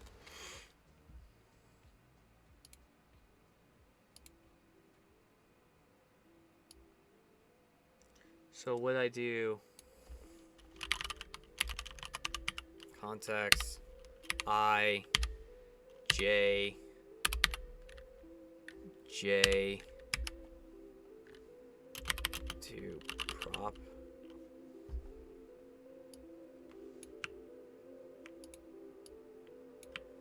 So I wouldn't even have to use the have as own property then. So the fact that this is working because this shows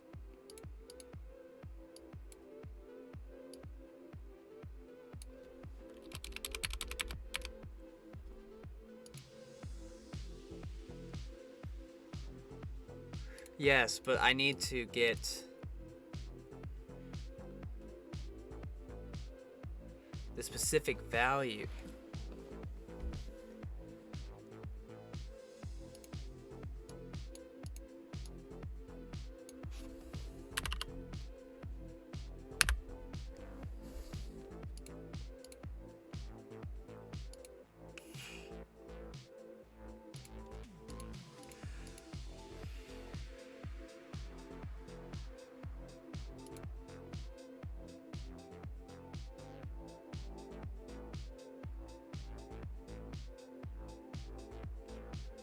So this is supposed to go into here, look through these ones, and then this is supposed to find the property.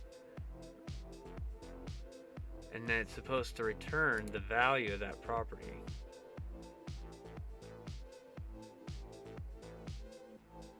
And I have to use a variable.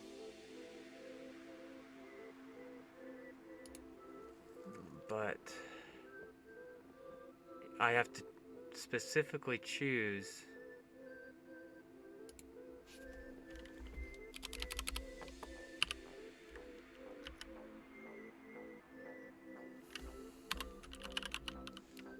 no, that's not going to give it to me. So I need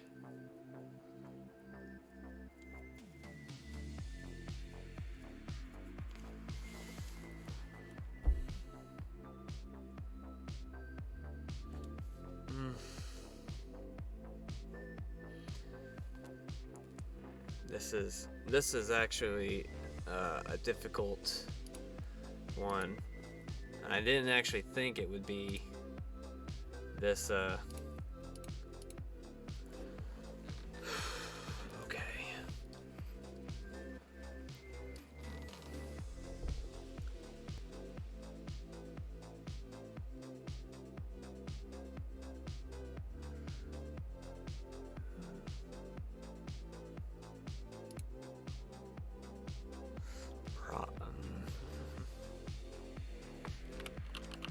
Would have to be prop.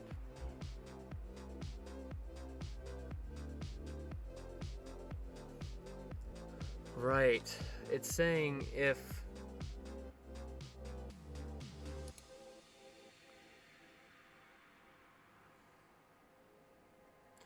just like find the person's name. Right.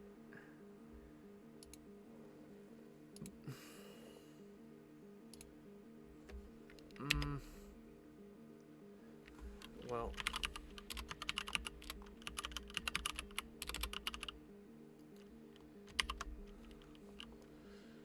I mean, name is going to yeah, we already did the context I dot first name.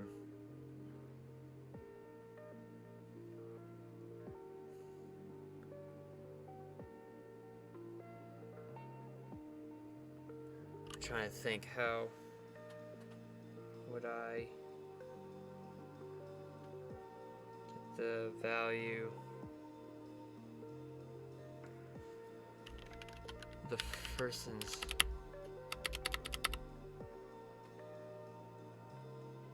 because if I just put name there, that's just the name of the person. It's not.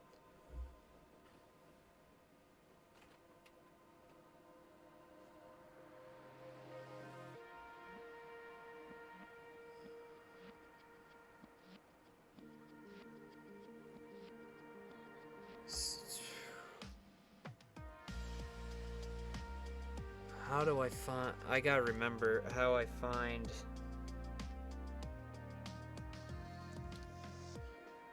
Because I did. hi. First name, that pulls up all the first names. Now, how do I store the specific one?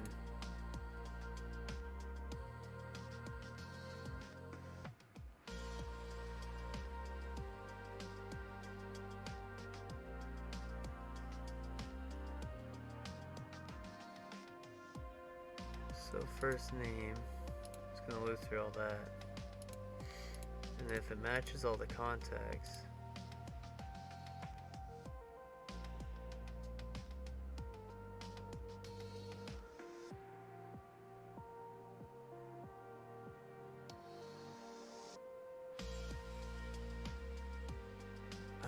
okay, I'm trying to remember.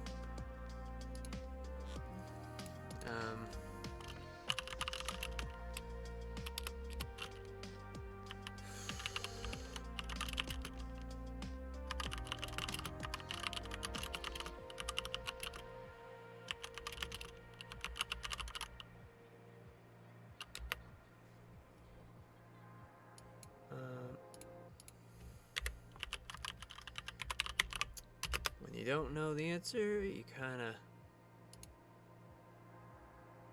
gotta research a little bit. Right. So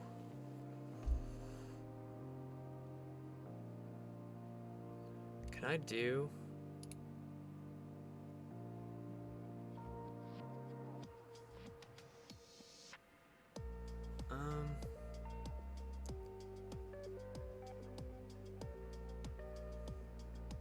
right.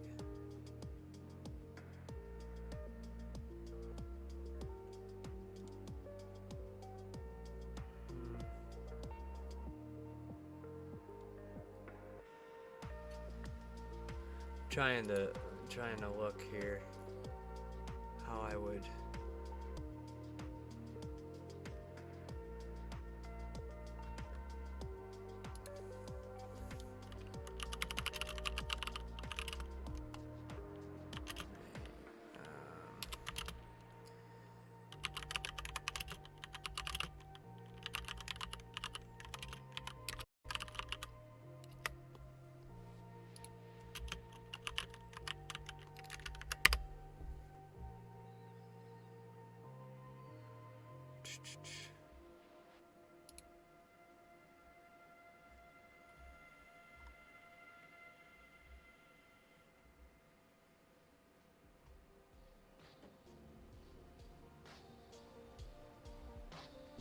okay.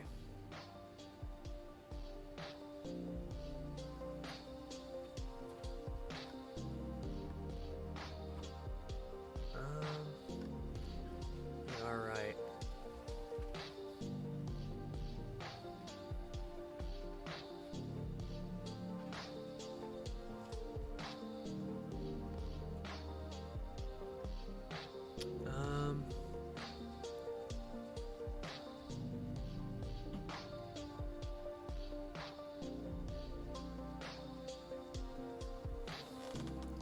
If it finds, I could do a for loop. I could even do a for each loop, maybe. But it wants us to do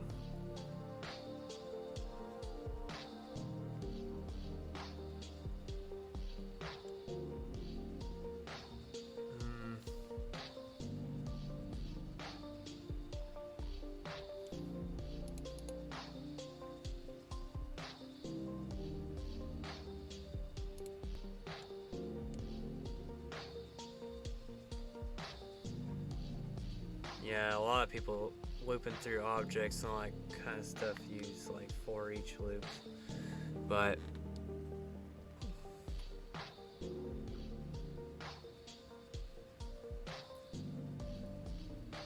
that's what I'm thinking of.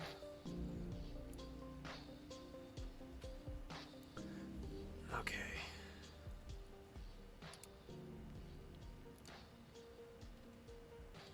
So this is name and context is in here. And if there is a property, but I need to find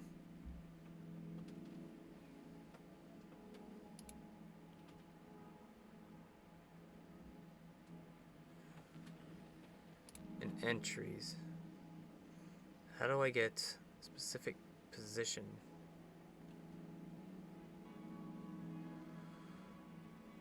So it's located in.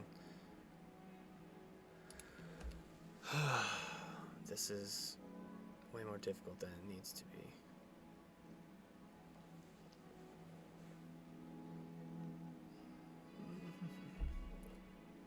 So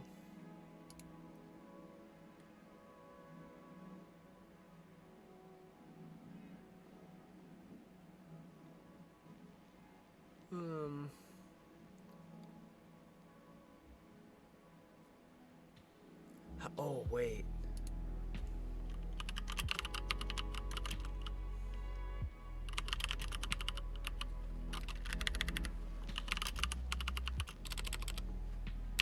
Let's look at this. It'll probably be an index. So if I can, I need the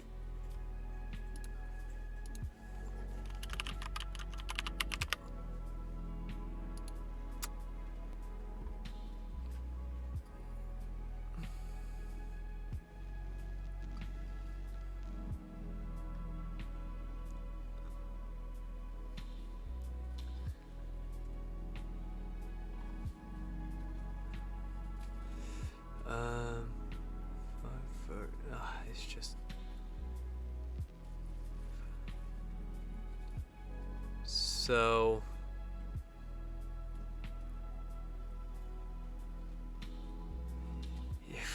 this would be a lot easier in a for each loop, which I could do, but I don't know if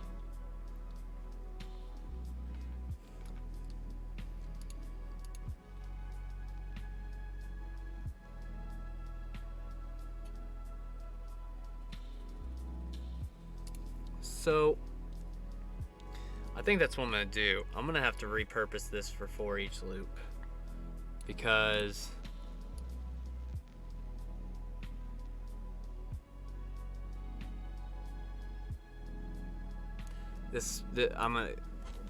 because normally this would be easier. So for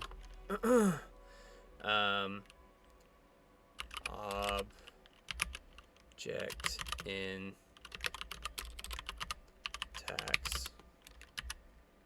So it's using the for loop of an object. It's taking the object that's in contacts. All right.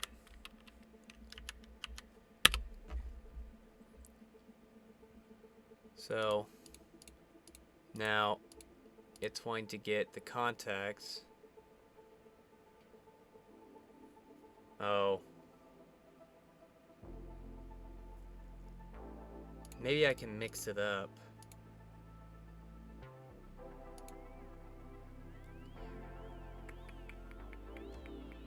So, object.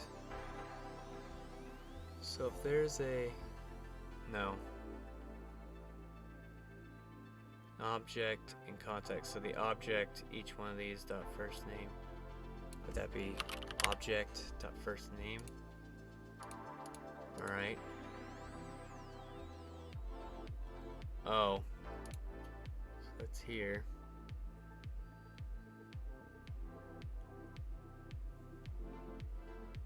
All right. So then we do a for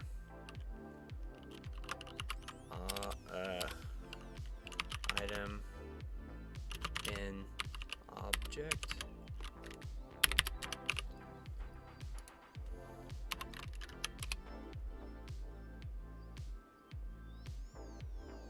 For object in content.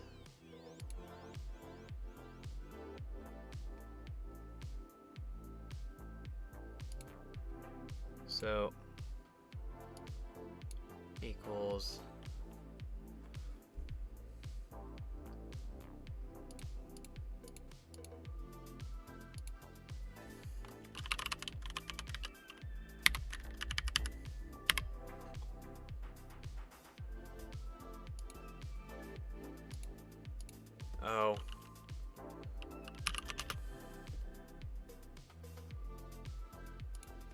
let's no such contact. So object and contact. So if we put object dot item. Alright, so object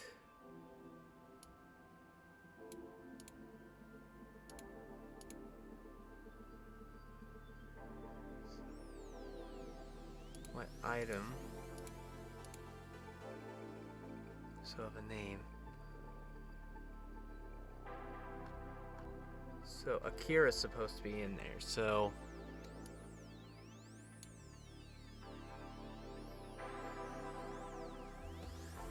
the has own property function looks at an object, and you can use the has own property, and it'll look and it'll see if each one of these, if it has one of these in there. Like if you do a comparison, has own property, it'll actually search this and it'll say, okay, does it have first name, last name, number, likes, and then it'll push it out.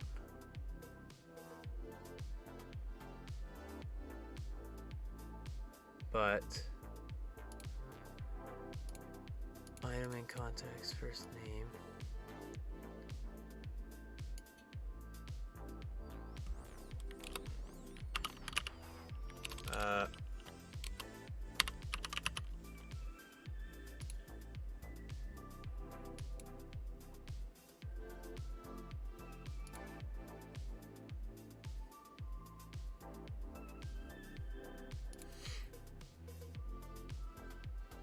So in there.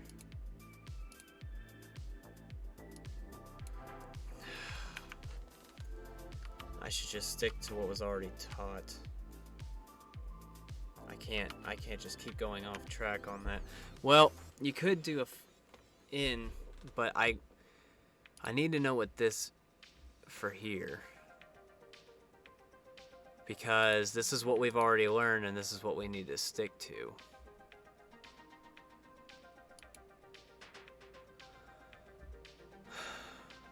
So if name is equal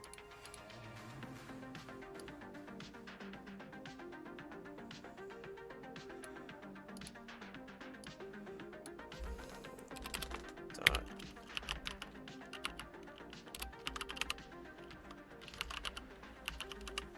t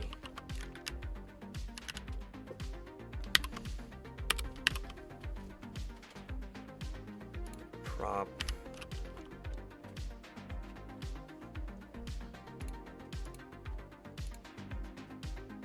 if, hold on.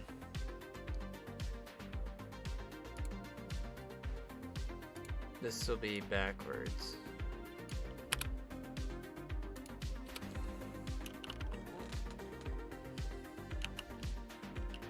Has own prop. I still need to figure out that position right here. I'm so close because it's detecting this, it's just this right here and needs to return. And I need to return because it's probably returning every property, but I need to get the specific one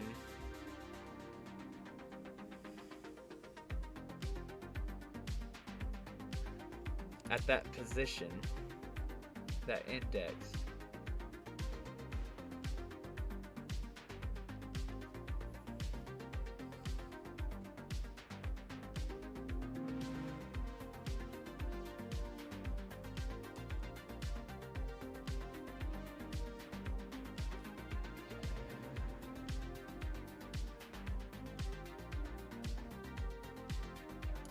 So, what's the hint?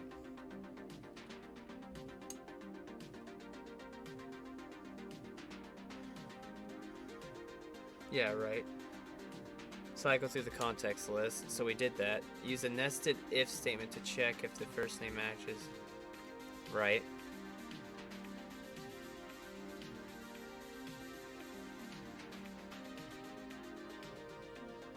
I'm not gonna show a solution. Nope. I just wanted kind of this. Like, I just kind of wanted to see, like, a hint, but the hints, we've already been doing it. So, oh, it has a proper index. You avoid needing to find the index. So, what it does is, what this is doing right now is it's taking all the values in there and it's actually just finding the property, like, of any of these, and it's saying, oh, there's like here, like here, like here, like here, like,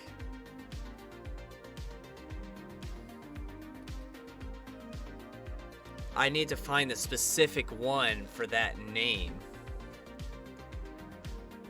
It's not getting, it's just basically saying, oh yeah, there's a property all over this thing, but I need to find specifically, okay, I need to find this one, and then I need to find, you know, if it's this one, I need to get this index. So whatever the context this is right here, this context I, like, I need to get that position name.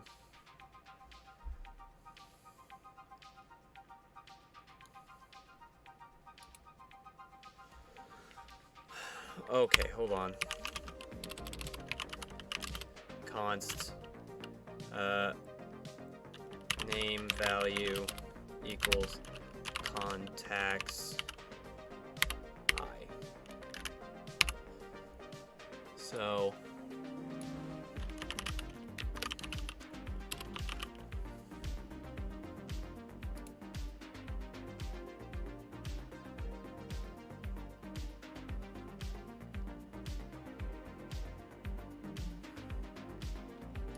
it's using this J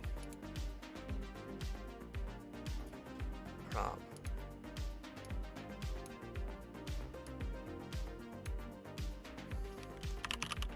Value.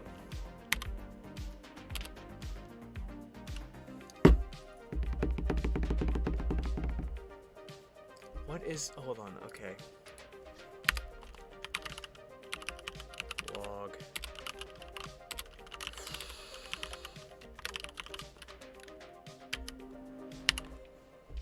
Okay, it doesn't want to give me a name value. Alright, well.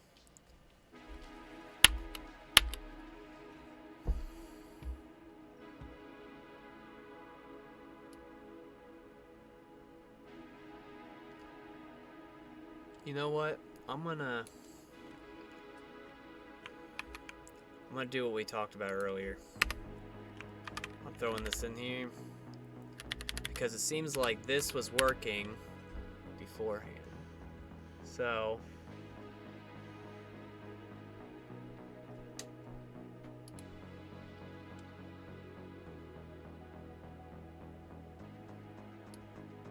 okay, and this is the default, so we're gonna take this out of here.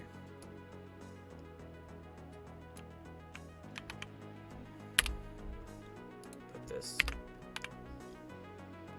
here. Okay.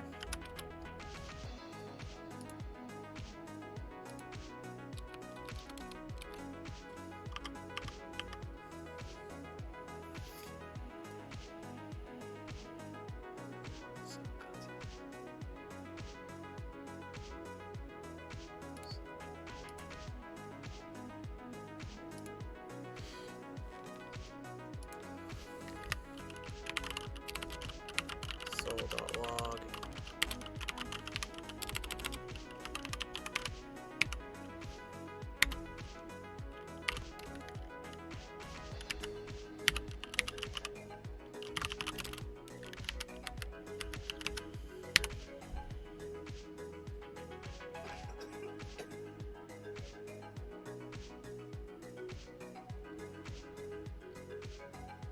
Why is that only giving Harry and not Sherlock or Kristen?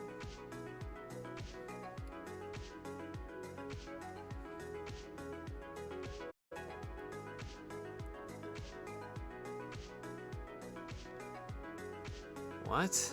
That's...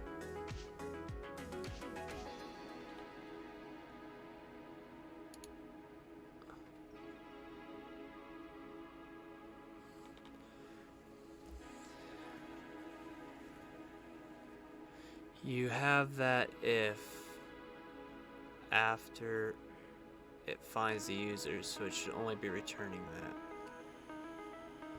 So look, so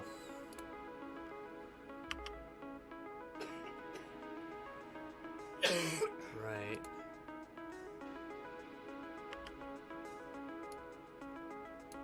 I don't think you need that.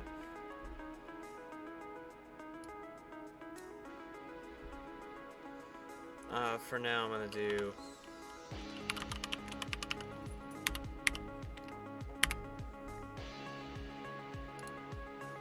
and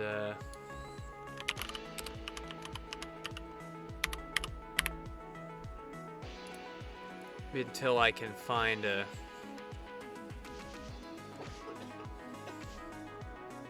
length. So console context I dot first name. So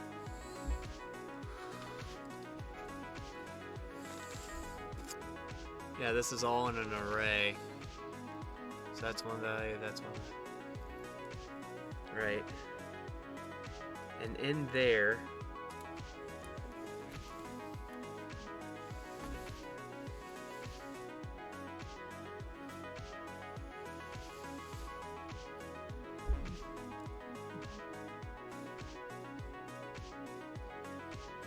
so if it finds this right, so if it's in here, it goes to this next for loop.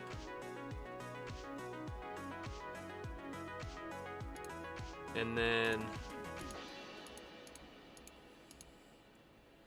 but the thing is, I'm wondering, this context I dot first name, like, it's only showing Akira and Harry, but it's not showing like Sherlock or Kristen.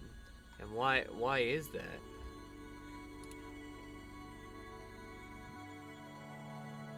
For that console.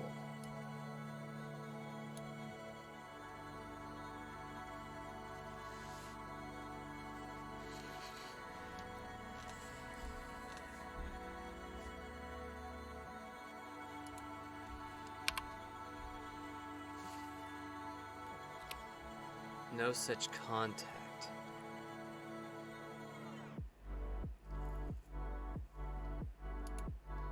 So I'm just wondering why I have to nest that.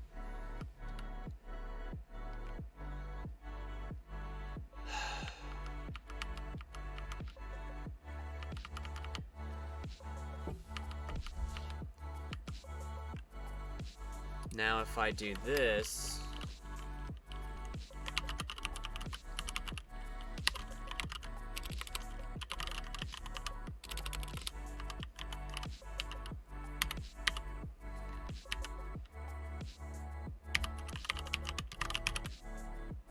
see, now it finds them all.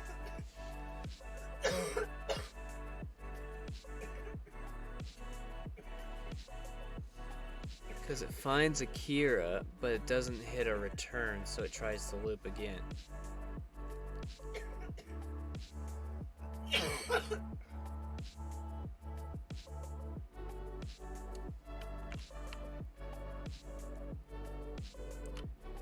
Okay, hold on. Wait.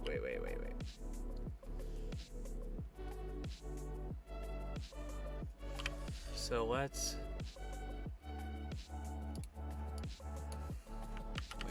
put this back.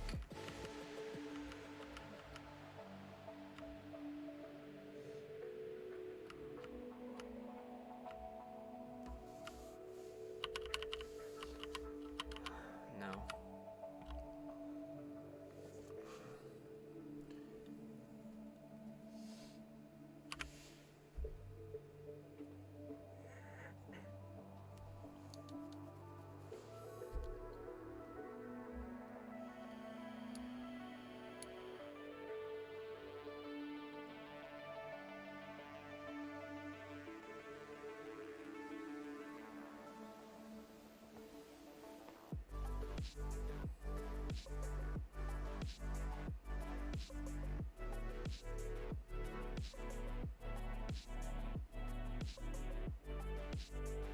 Hold on.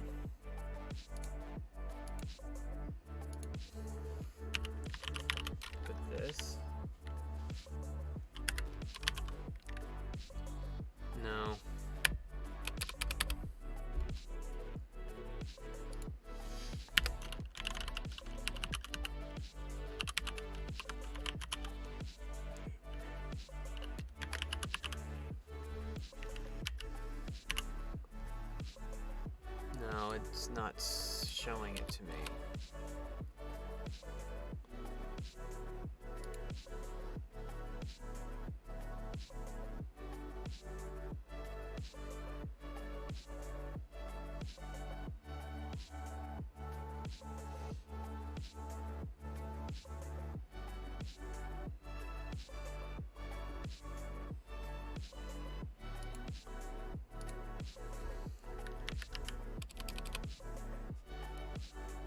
No, because this J is accessing all the sub-properties. So the I is just looking at each one of these. Like if I go right here, and console.long contacts I, it's going to just show these. Wait a minute. First name. That name value should have logged the.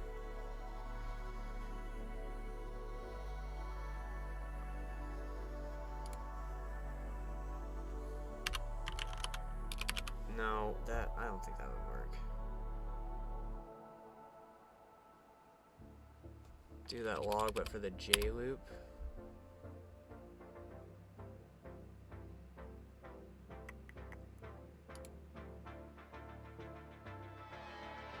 Here we go. Where would I? Wait, let's do the first name.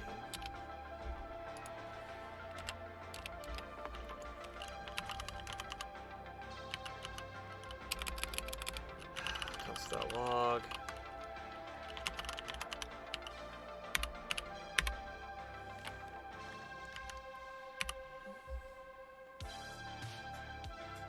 So it found this, but it's not doing that. Hold on.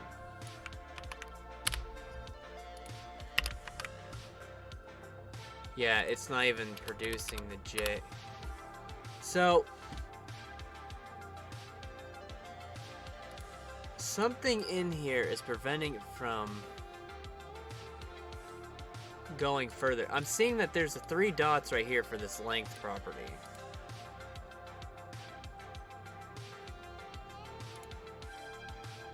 But I'm not totally sure why it would do that.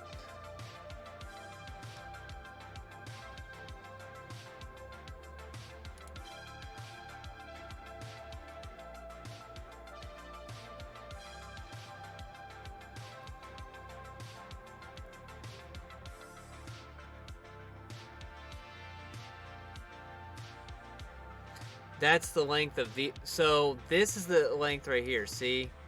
This is 1, 2, or this would be 0, 1, 2, 3, right? And that's the position of each one. And then the J goes into here for each one of these. See?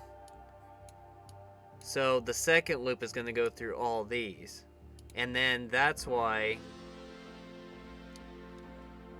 that length is each one of these is the length of these. Wait a minute. These aren't... Hold on. These aren't... Those aren't arrays.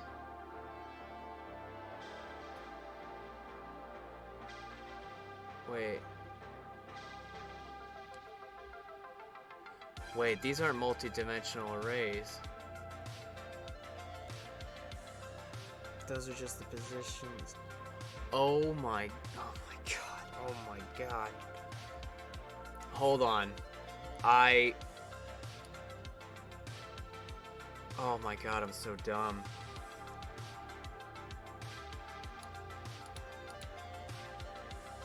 Oh my gosh, I'm finally realizing what that...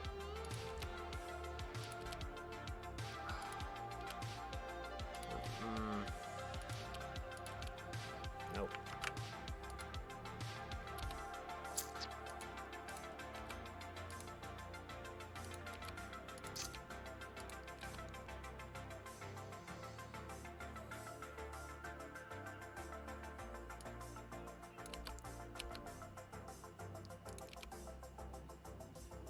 Yeah, I know it's not defined.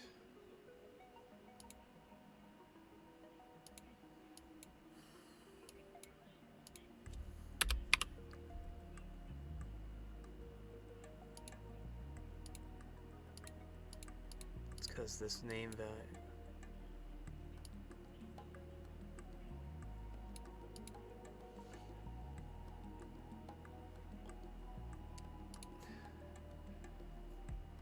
What's going on? Better?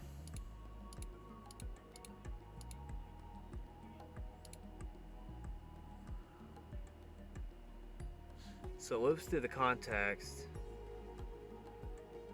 gets the first name, right? So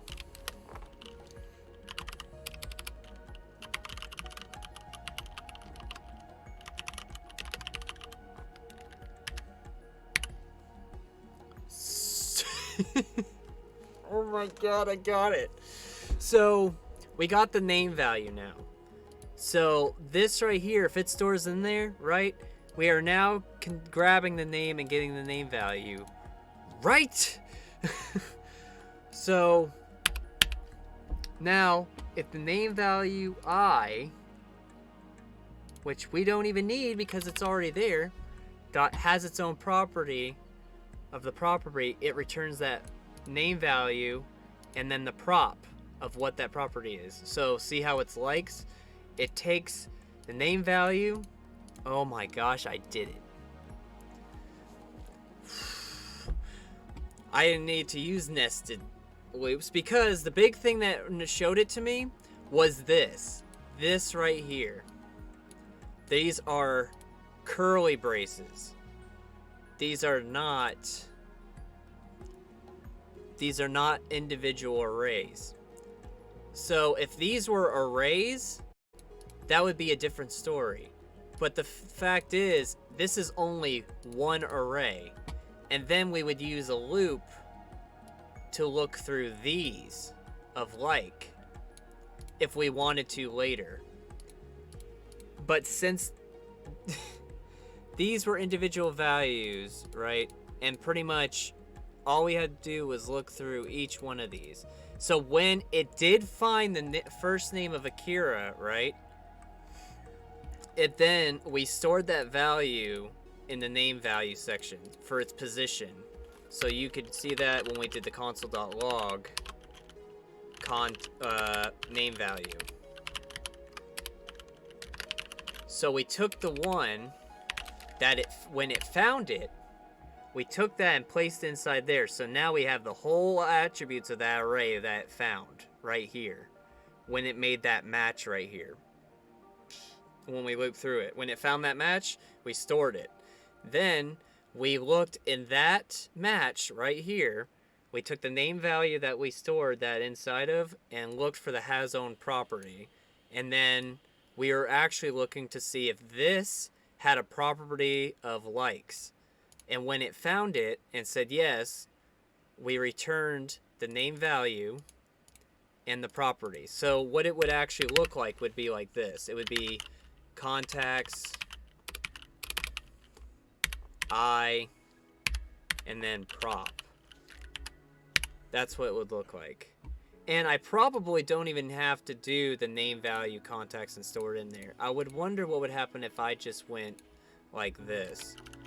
Contacts I and return contacts I and properties. And see if that would give me the same thing. So see, it does. So I didn't even need this. It just helped me figure out what it was. So what happens here is you don't actually need to even store that into a variable. Once it makes this right here, this connection, once it loops through and says, hey, this contacts I first name equals this, we take that I and then see if it has its own property. Because once it found it, console.log contact I, it found it already. It automatically stored that in here. Like, it already stored it. That, oh, it already found a match. It's going in here. So you don't even have to store that into a variable unless you really want to. So, but to save syntax, you can do this.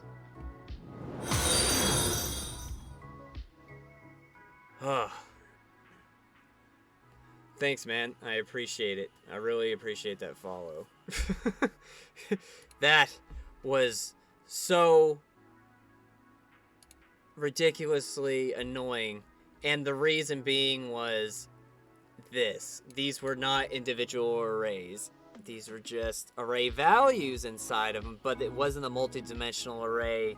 It was just objects inside there, and we just had to get the object properties of each one. Oh, man. That right there, this little thing right here, took up so much time. So we'll run that.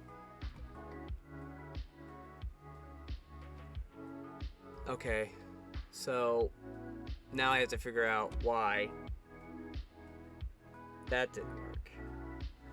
Hold on. Don't don't congratulate me just yet. I need to now find out why this is not doing what it's supposed to. So instead of putting in an else, we can just put an if. We can just have a default return this. So if none of that matches, like the first one, instead of putting an if and else, that's just going to be what it returns. So no if and else. Still not giving us what we want. So I guess, I mean, it really doesn't matter for that. So what is it giving us when I look for Harry and likes? No such contact.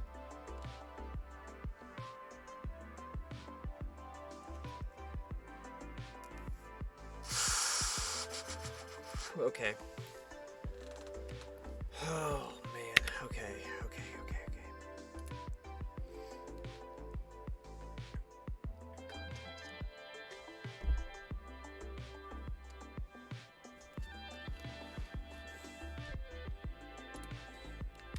So let me just look at this console.log.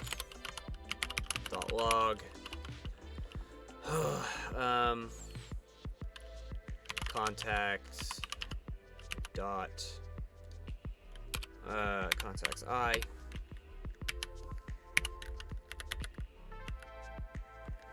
Okay. This equals 0. Wait. Is it just staying at 0? Is that why?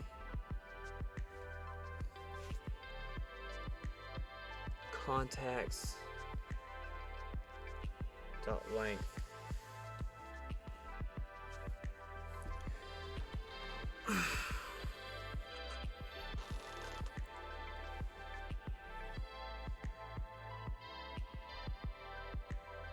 So it's only showing the first one because this is 0. But it's not actually going through the whole thing.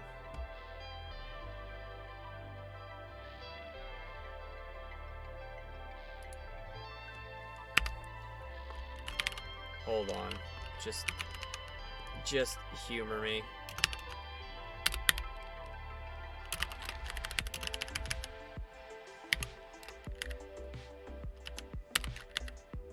I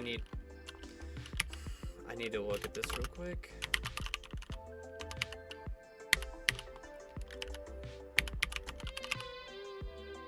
Wait, hold on. If it's stuck at 0, it's not going to go through there anyway. So how?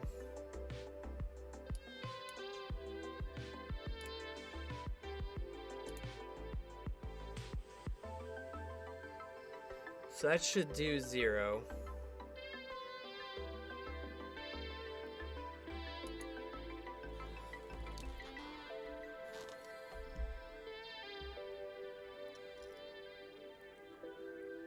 Well, it doesn't have to be. So, because the for loop, right, goes in.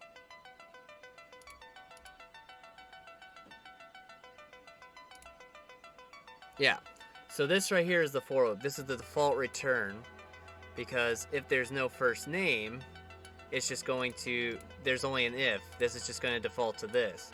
And then it returns this when it gets to the next stage. But I need it to loop through all of them. And it seems to only be looping.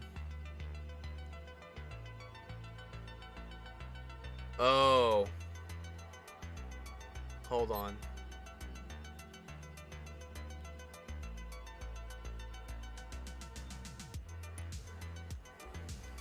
No. This here, this is what's screwing with me. Is it saying there's no such contact if you put in Harry? It's because it's only looking at the first one, because this right here, it's interpreting this as 0, right?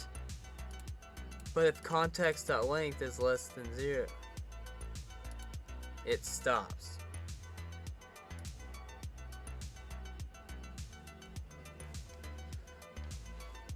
Ran the loop once, it would hit that return end, right? Try moving outside the loop.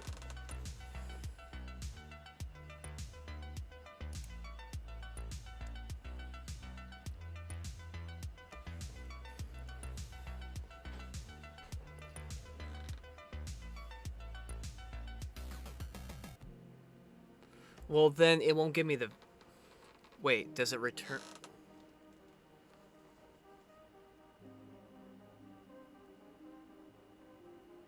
Yeah, I'm thinking how it can return that value outside.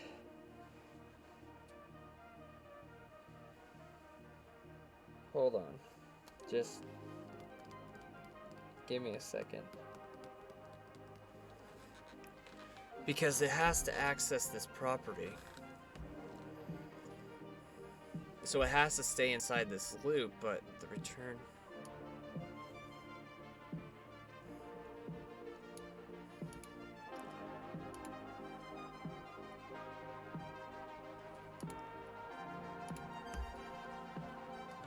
Give me 1 second. I need to use the restroom real quick. And then we'll come back.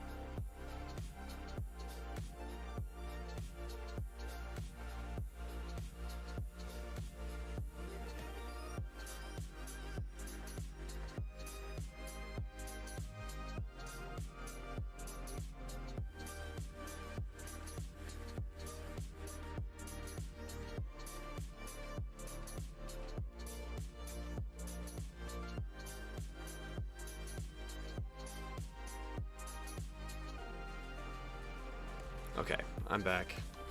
So, you're wanting this return outside here. Outside the loop.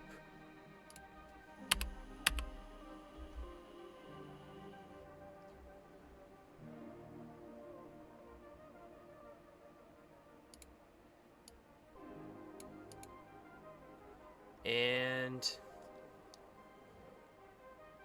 now it's doing Harry, but not Sherlock or Kristen.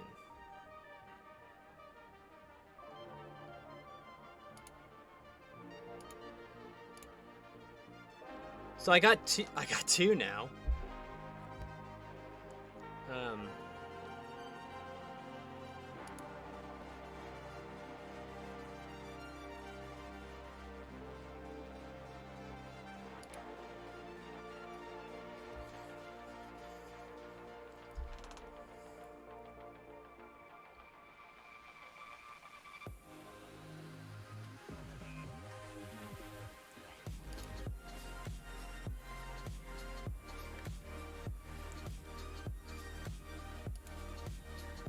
it did it. Ah. Okay.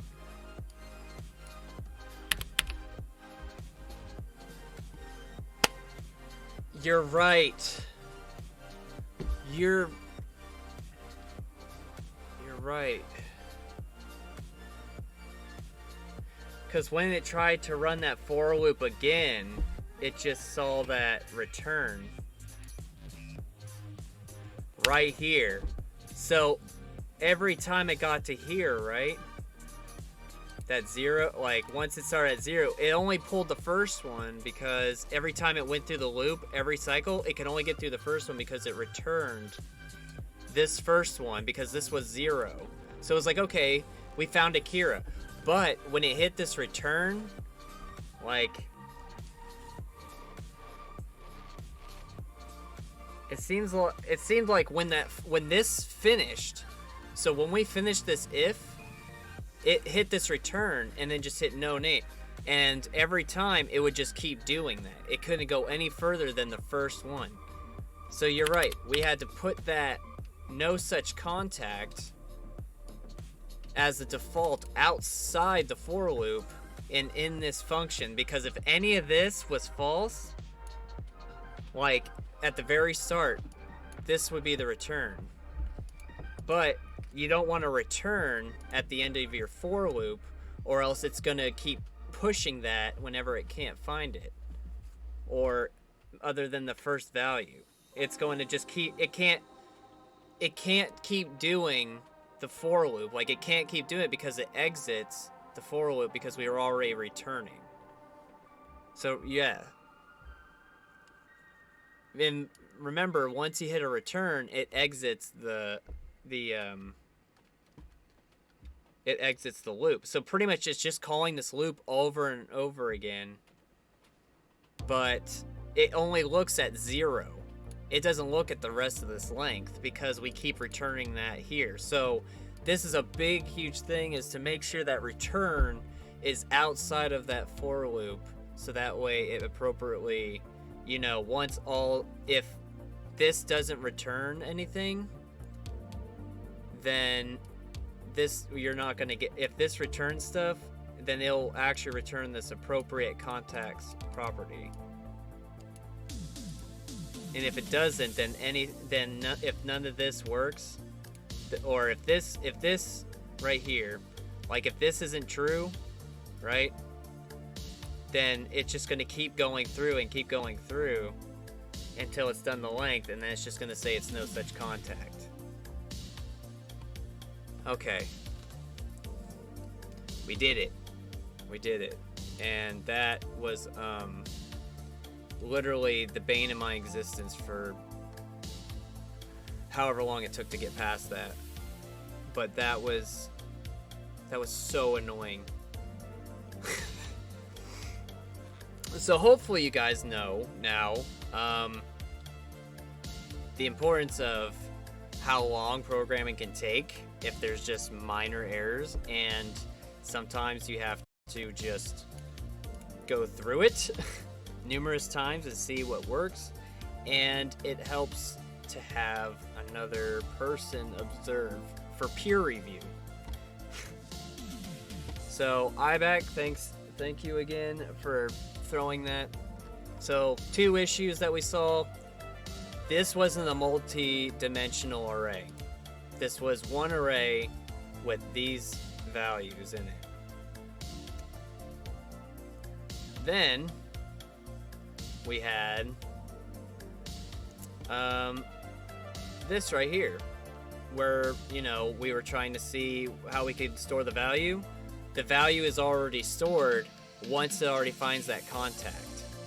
So once it finds that contact, it already selects that, it stops it at that, it stops it there. Like, it's already looking for that first name, and then once it finds it, it stops it at that position, current position, and then we check the having its own property and then returning it. Now, in order not to break your loop from actually, you know, making it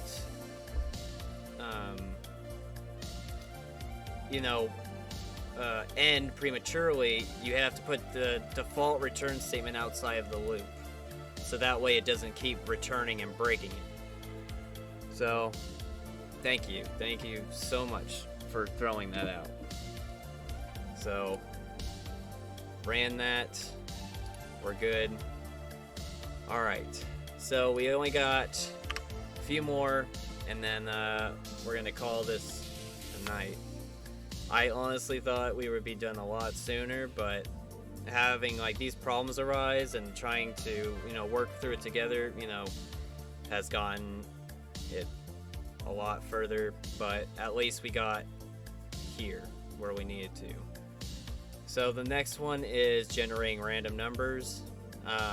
We use the math.random function that generates a random decimal number between 0 and 1. So thus, math.random can return a 0, but never return a 1. Okay. Between 0, which is inclusive, and 1, which is exclusive. So it'll only return 0 unless you give it parameters. So resolve before the return executes. So we can return the value of the math.random function. So change the random fraction to return a random number instead of returning 0. So math.random. Okay. There we go. So we can actually console.log that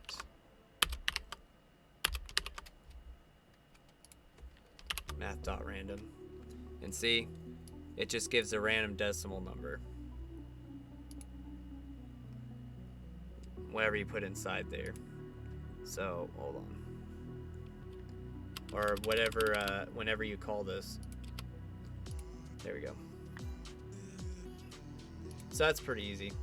So it's great that we can generate random decimal numbers, but it's even better, more useful if we use generate random whole numbers. So use the math random to generate a random decimal, multiply that random decimal by 20, and use another function, math.floor, to round the number down to its nearest whole number.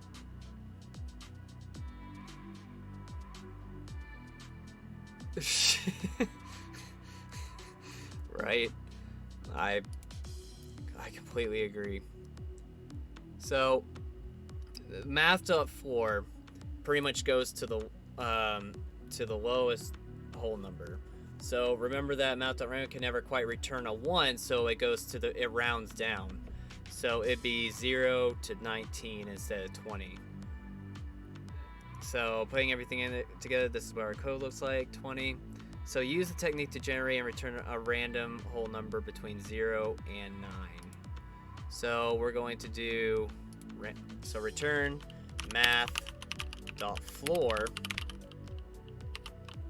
So we have the math.random inside there, right?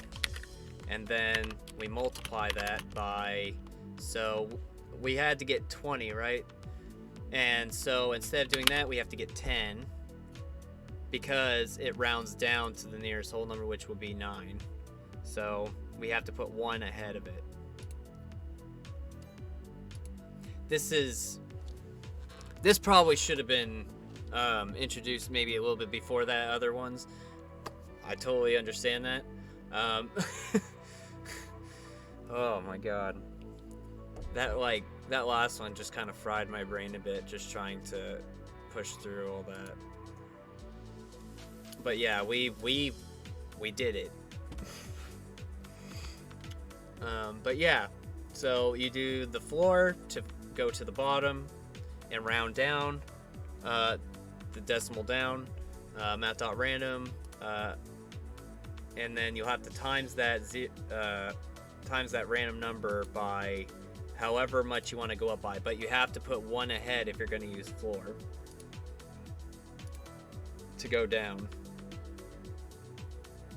Now, instead of generating a random whole number between 0 and a given number like we did before, we can generate a random whole number that falls within a range of 2 specified numbers. Okay, So to do this, we'll define a minimum number and a maximum number max. Here's the form we use. Take a moment to read it and try to understand what the code is doing. Okay, so we have a floor, right? We have the math.ram, and we're timesing that by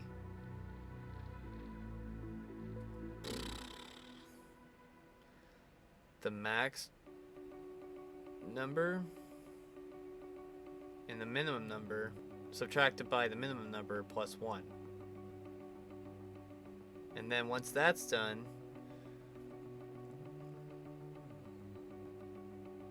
so we do everything in parentheses first. So this is all in parentheses for the floor. So max subtracted the minimum. So we would add. So this would actually add this first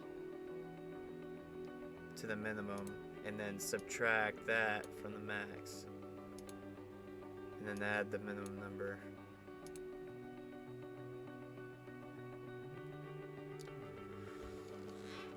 Oh. You know, when I said that statement a long time ago, that like there isn't a lot of math in programming. Which there really it isn't. It's more or less taking data and manipulating it, or values and manipulating it, and making algorithms or formulas so the computer can do all the math for you. However, to get to that point requires understanding, how to get to that formula. So you got math in some areas, and sometimes you don't. Either way, you have to just do some researching and figure out how to make those to do it, but eventually you'll find your answer. So so we have the random, we do that, what's in there. So max subtracted minimum plus 1, and then we times that by the random, and then we add the min.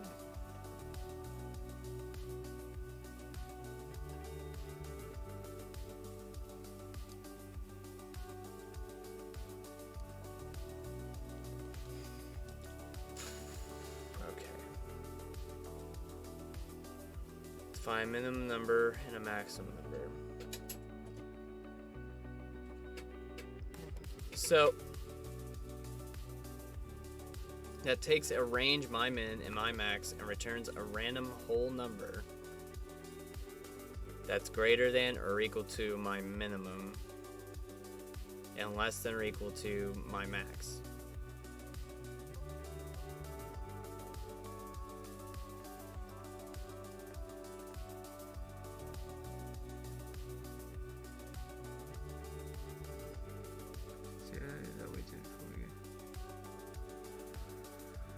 Two specified numbers. Number min and a maximum or max. Okay. That's greater than.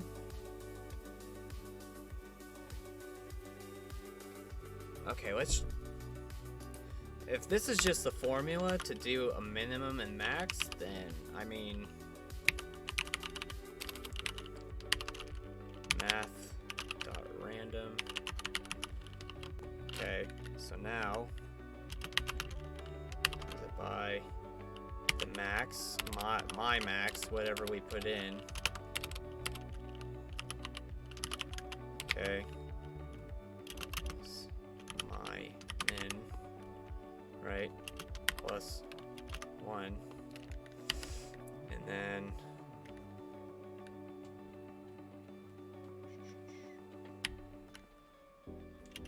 plus my min. Nope.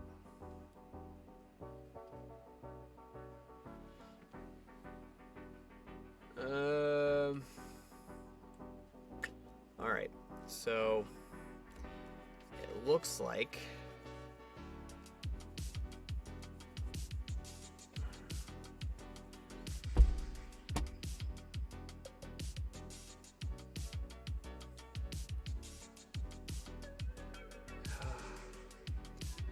alright, so we just ran into another snag. To do this, we'll define a minimum number and a maximum number. Between 0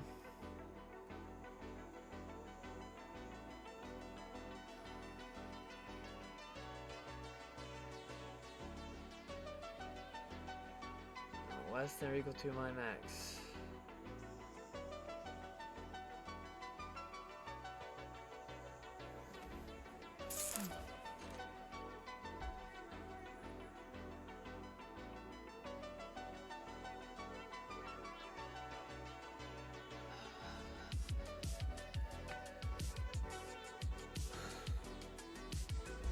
Okay. So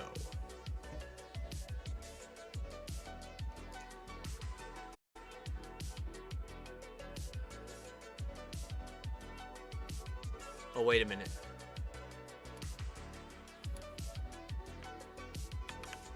It needs to return it.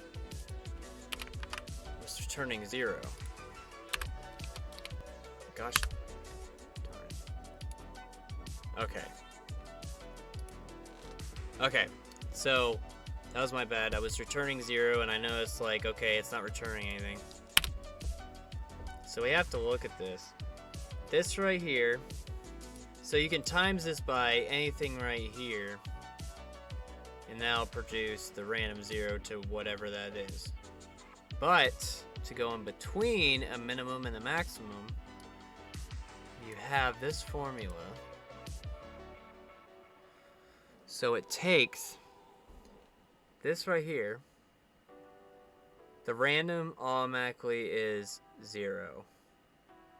The lowest. So this is 0 to the like 0.9. And so it does this right here. So it takes the max subtracted by the minimum plus 1. So that's okay. So the max is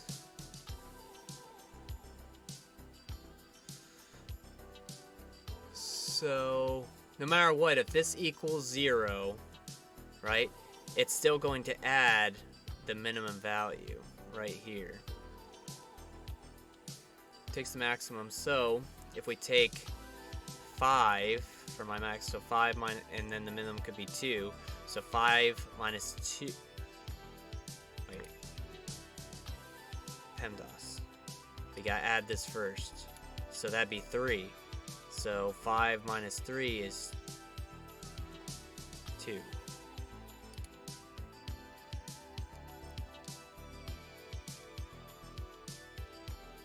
Wait. But it goes from left to right. Yeah. So 2, 3, then this whole thing would equal 2, so this would be times 2, right? And then add the minimum.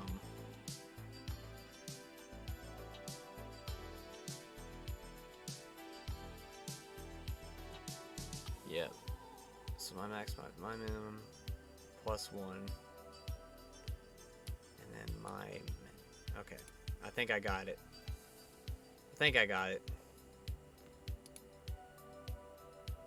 Okay. Using the parse integer function. Okay, so the above function converts the string. So, okay, so let's say we have this string right here and we want to make it a number. So in order to do that, we would return the string hold on. So the string will then equal, we're going to assign it a string dot parse int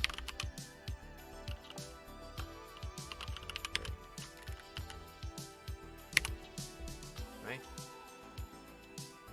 Oh no, here we go. Oops. So now this will turn the string into an actual number. It should be 56. So there we go. So sometimes whenever we get like a value that's, you know, a string, remember that when we can get the of type, if the of type equals, you know, like a string, then we would do an if statement, do that, and then convert it. But this is how you do it. You take this, you store the argument that you're getting. You take the string equals parse int dot string, or you could just write this if you're wanting to. Oops, if you're outside of a function or anything.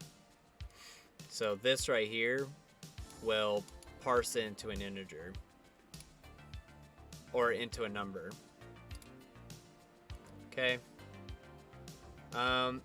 The parseInt using the parseInt function with a radix. Parses a string and returns an integer. It takes a second argument for the radix, which specifies the base of the number in the string. The radix can be an integer between 2 and 36. So the function call looks like this. So parseInt is your string, you have the string, and then the radix. The radix variable says that 11 is in the binary system, or base 2. This example converts the string 11 to an integer 3.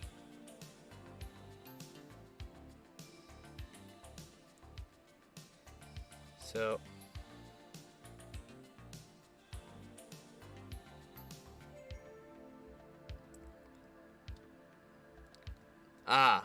so radix. So radix turns that using a binary, which is right here.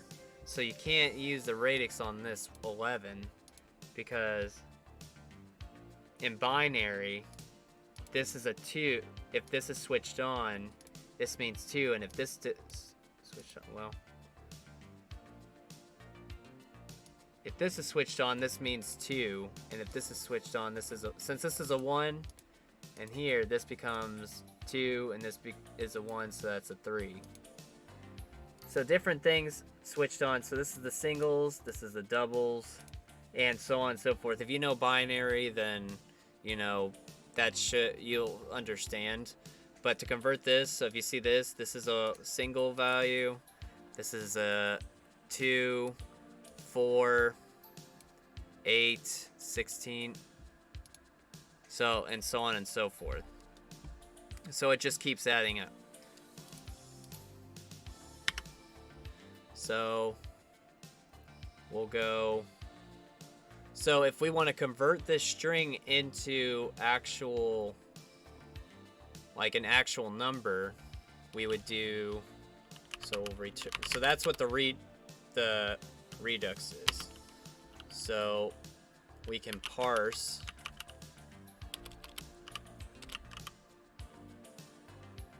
int and then the string and then 2, right? There we go. So the redux is a 2. So the race can be an integer between 2 and 36. So if we want to use 2 number or whatnot, we can.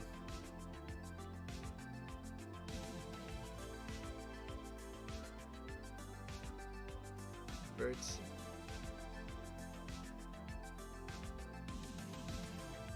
So, okay.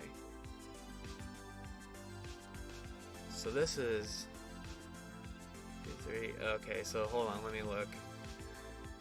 So this is 3, and it's 2.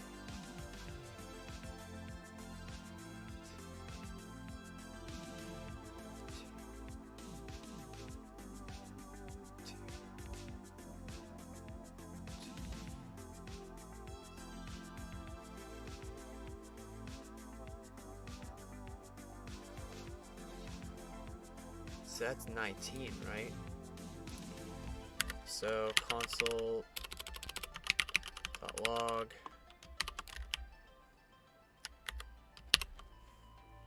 (19). Okay.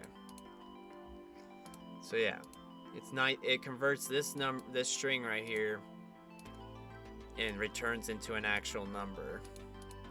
So that is what radix does. So a binary system, or a base 2. So if you're going by binary system like this, like zeros and ones, you'd use a base 2.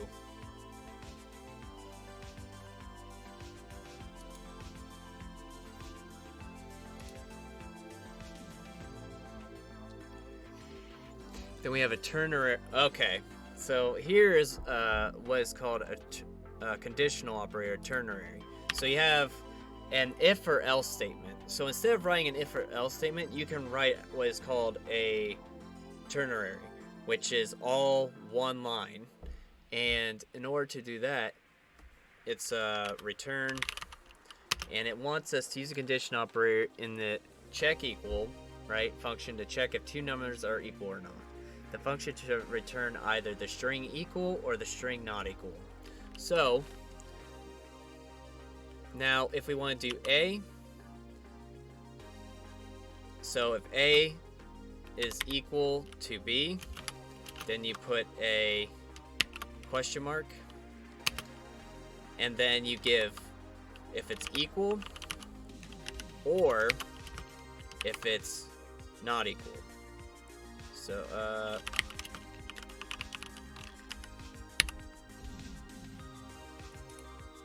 So see, it's pretty simple. So if it's true, it's the first equation right here. Then if it's not, or the first output. If it's not, then it is this. So this puts a return. So see, like you can write a whole if and else statement, but you can write this all on one line if it's pretty simple. Like if you just want to do a quick, ternary, you can do it that way.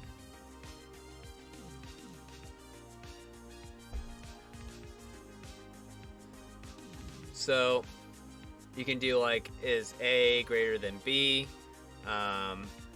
Your question mark, like, is it? Well, A is greater, B is greater or equal. So you can think about this. Here's your condition, and then you pose it as a question, and then you got your true and false, and then it's divided by, or there's a colon in the middle.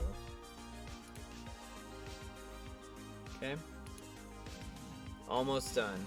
So proof challenge, you use a single condition operator. You can also chain them together to check for multiple conditions. The following uses if and else, or if, else if, and else statements. So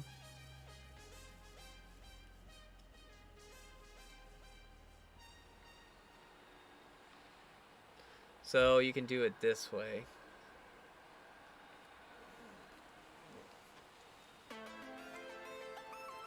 You can have one condition, and then you got this second condition. So if this is true, then this does this. If this is true, then it does this. And then this last one would be the default. So let's do this. So return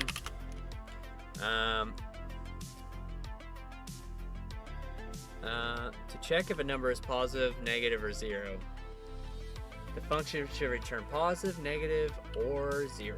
So by default, or let's not do that. Num, if num is,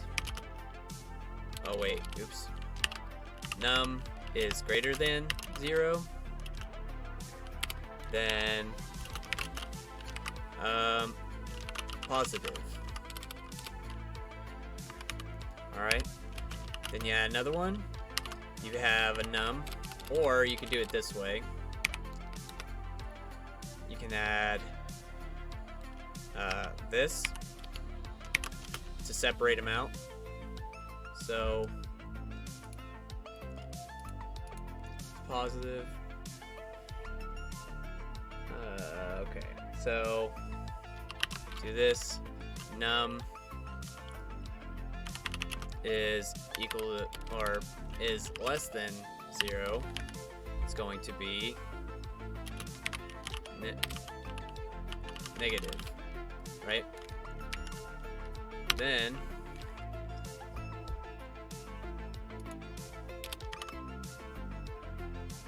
oh.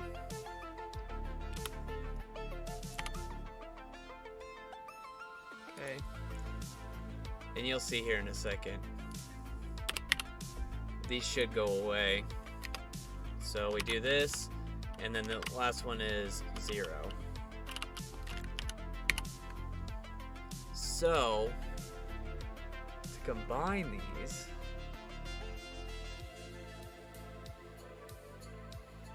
yeah. So why? Oh, that's why. Because I put a single quote. So there's a double.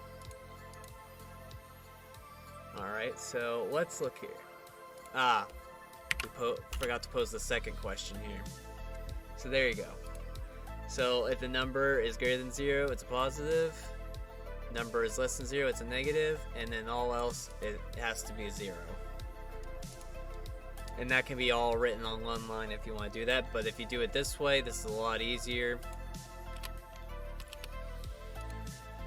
So you can do your checks this way. Pretty easy.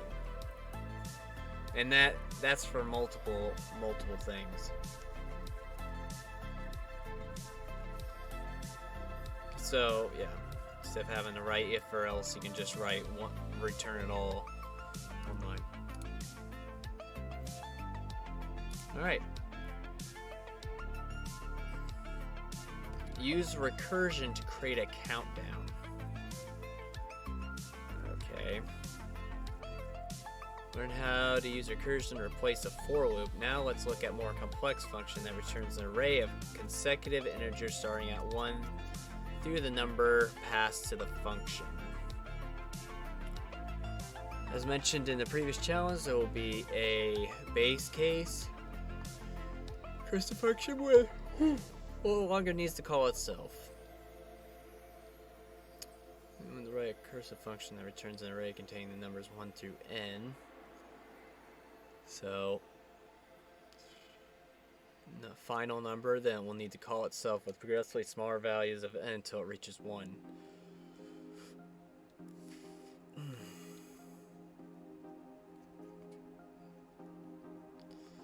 So count array n, push n, return count array. So count up.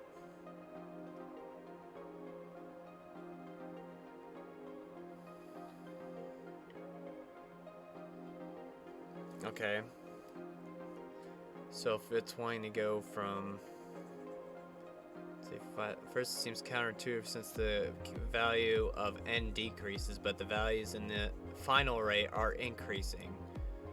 Okay, right.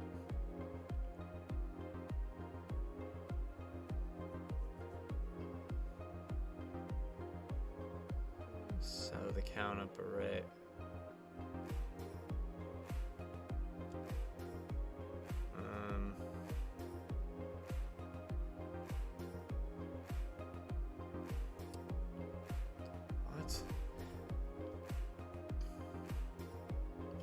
At the point where n is pushed into the array, count up n has already been evaluated.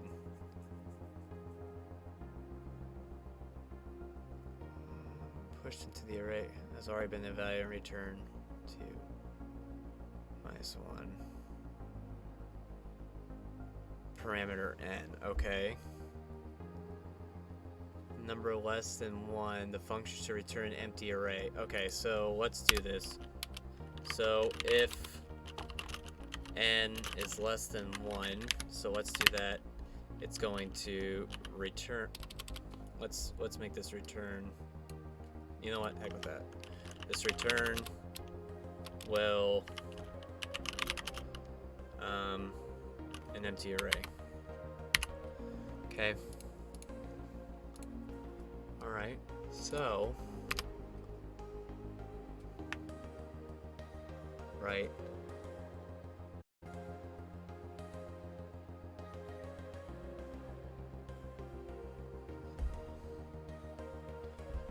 Value will be displayed in the console at first. Yeah.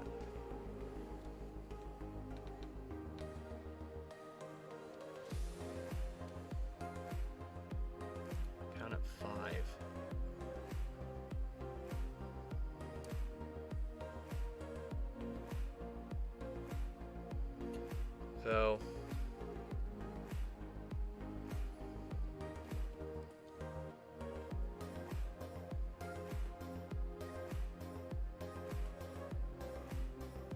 So it's taking the count up and decreasing it while also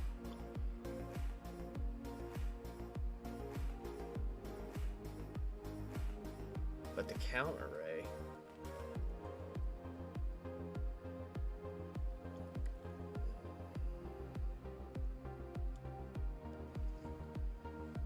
so it's taking 5 and then it's adding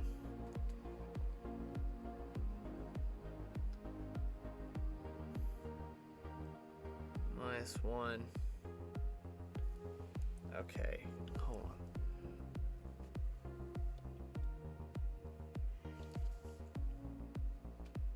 Five, four, three, two, one. The function must use recursion by calling itself and must not use loops of any kind. Okay.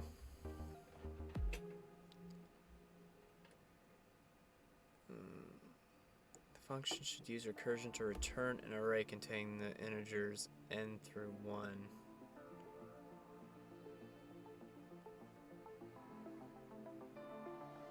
Okay.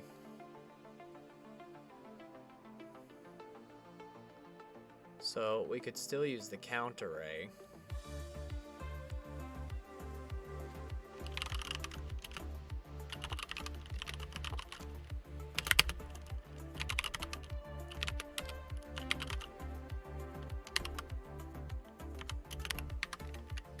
So this is it's going to count down.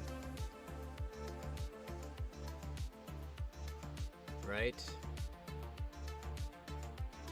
And then it's going to add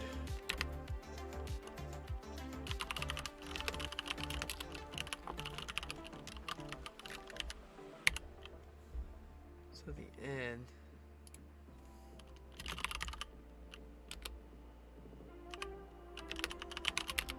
okay.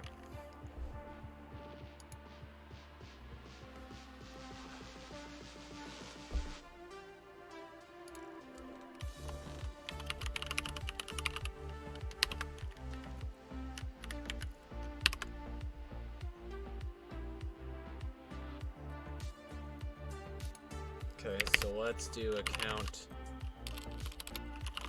down, test this out, count down 10. 5.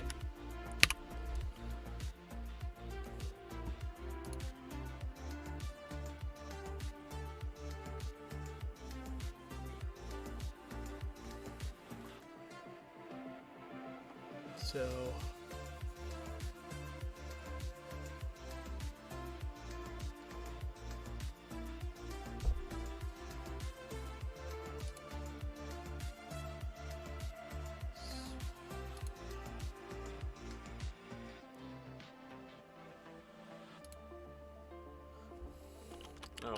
else.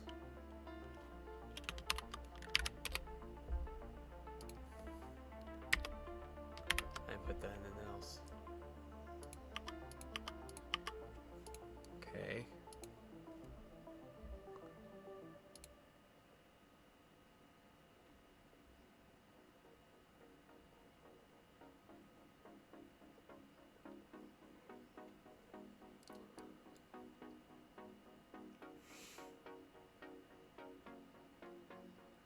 till it reaches 1.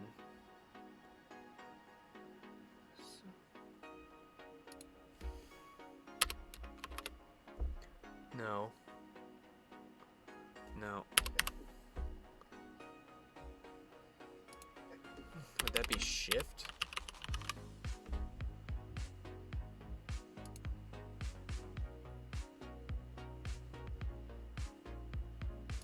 Oh, wait.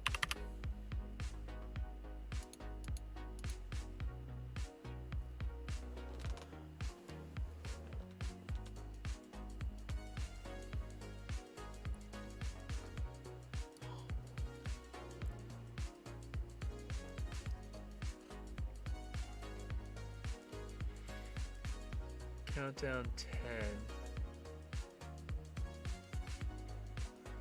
Okay.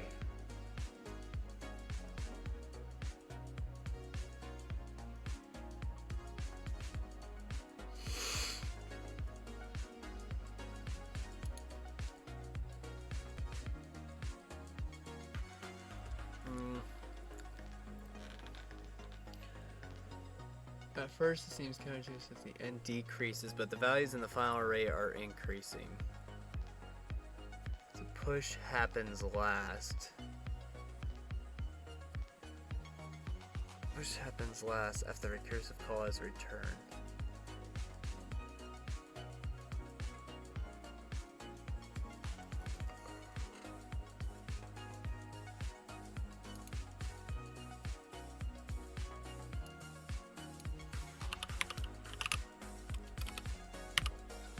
Okay.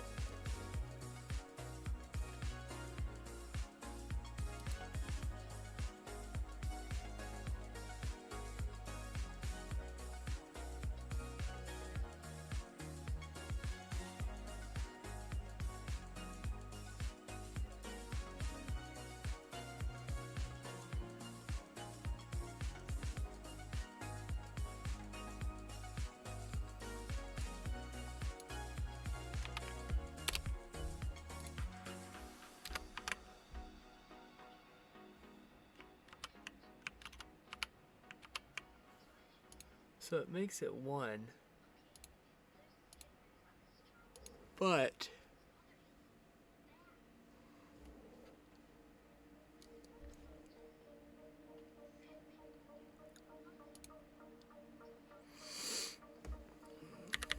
no.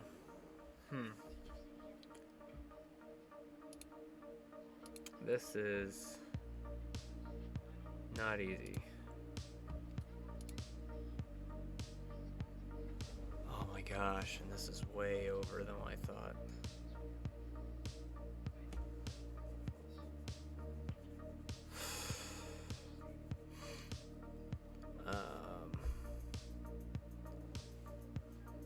So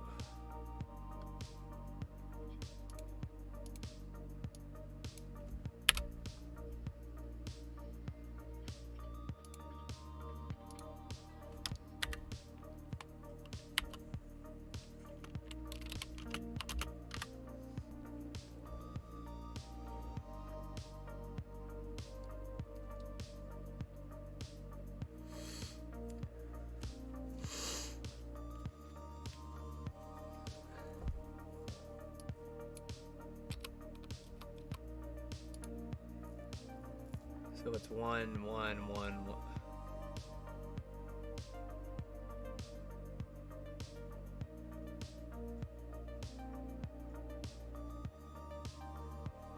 Oh, wait a minute.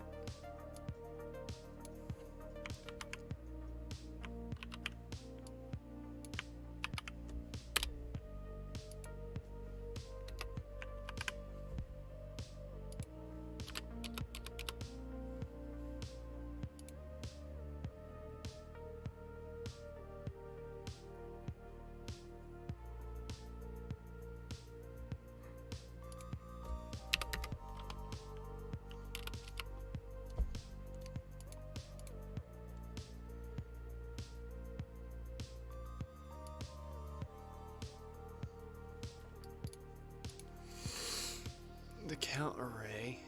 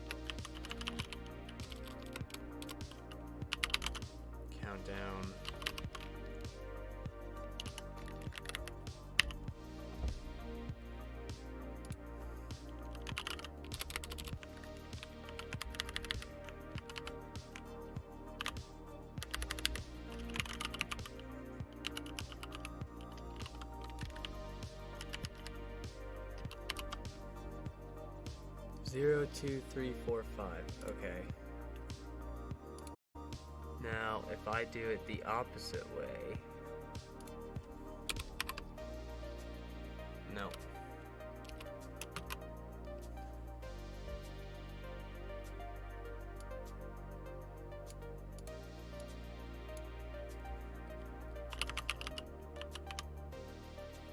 There we go. Because we want to do it backwards. Let's count down. So we're taking the N.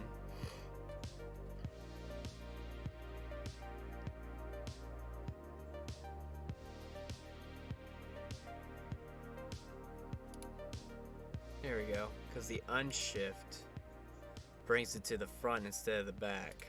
So it puts it in backwards. Alright. So use recursion to create a range of numbers.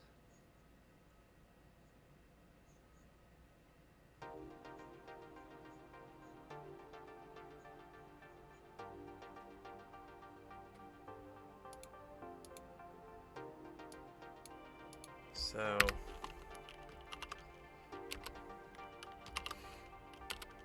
if the n numbers, so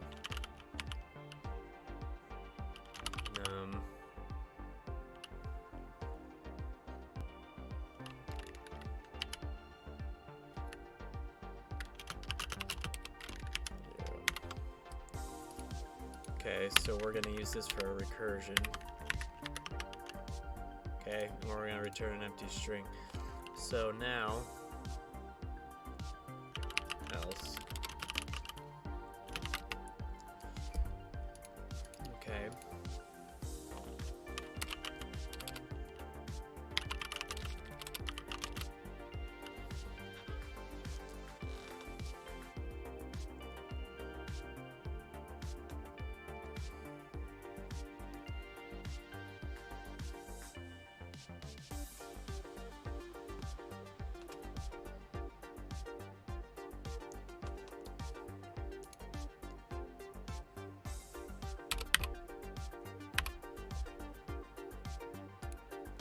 So const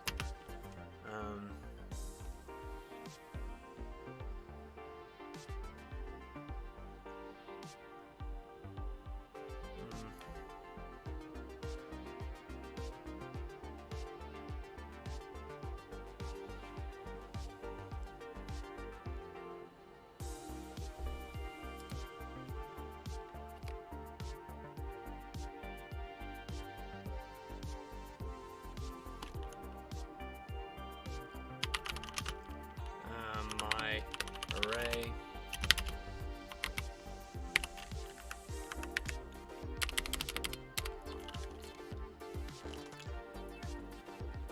okay, so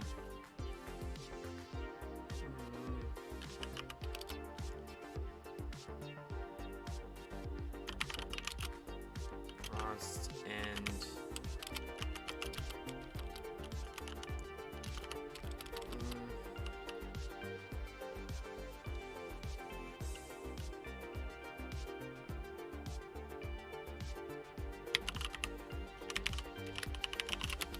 array.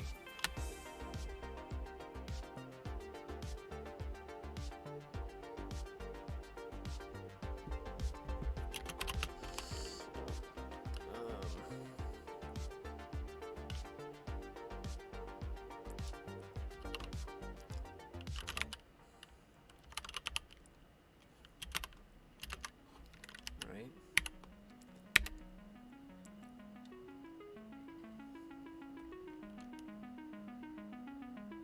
My array dot push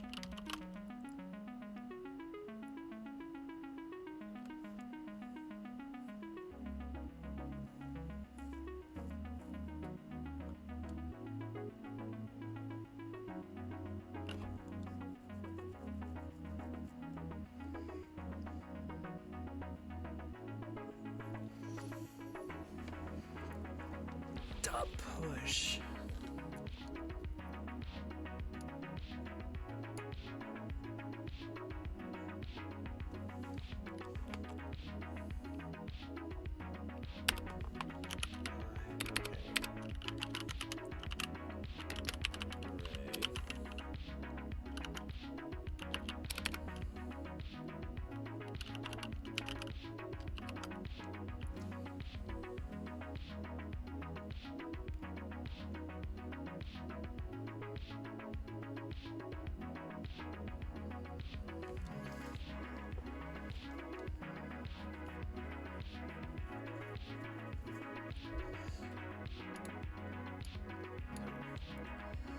start.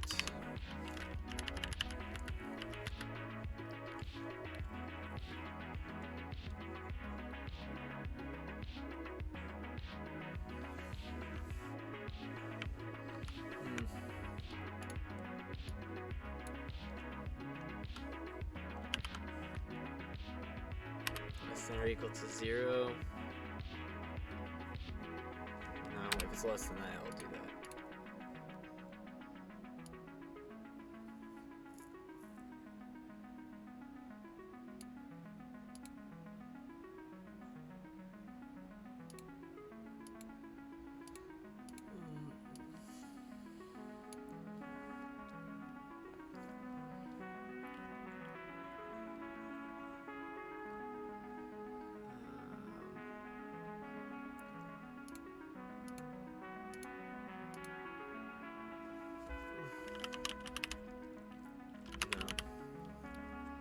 So we're gonna add that.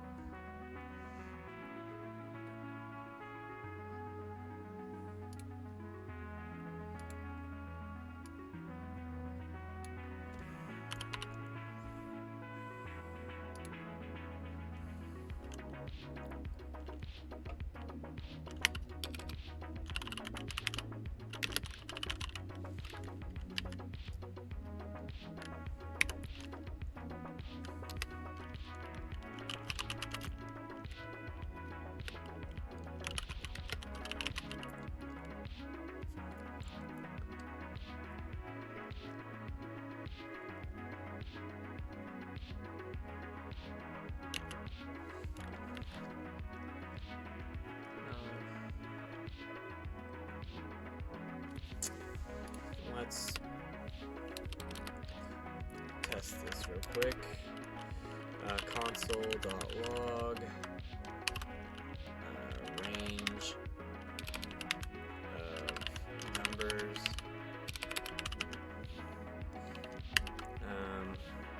5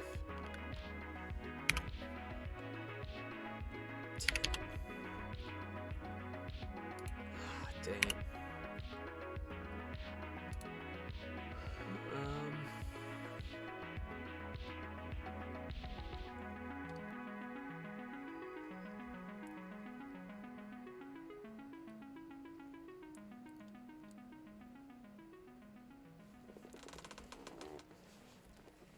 Okay.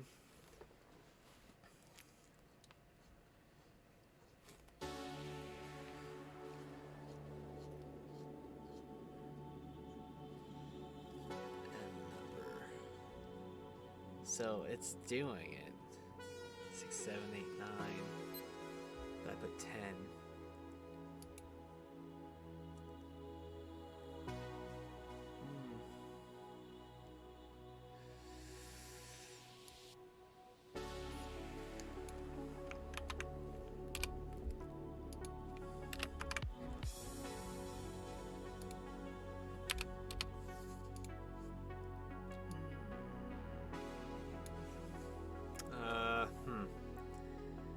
So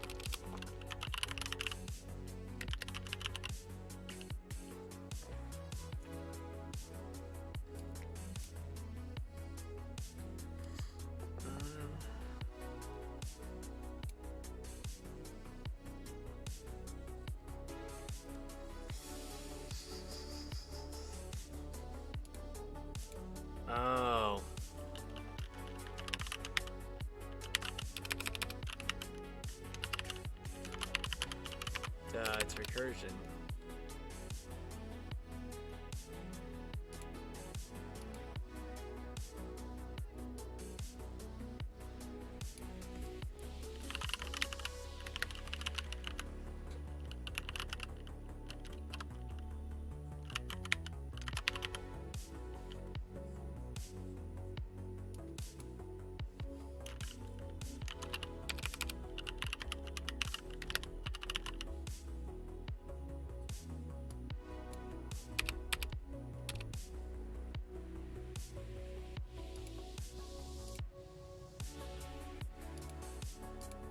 Start.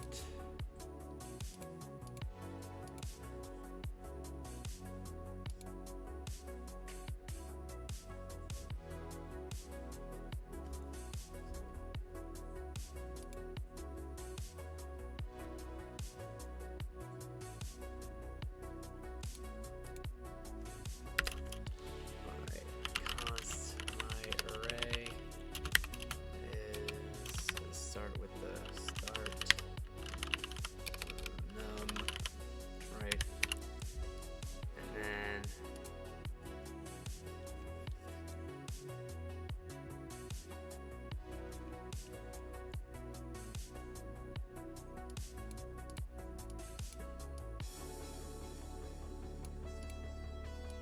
we do this my array, so we're gonna push this.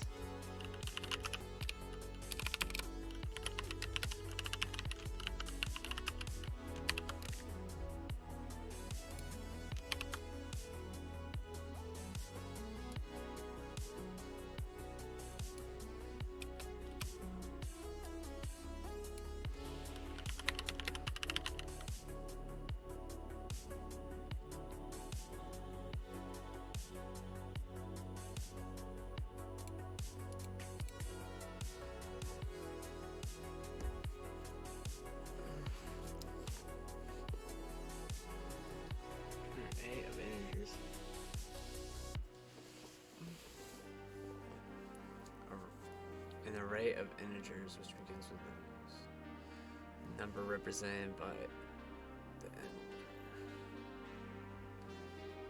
The starting number will always be less than or equal to.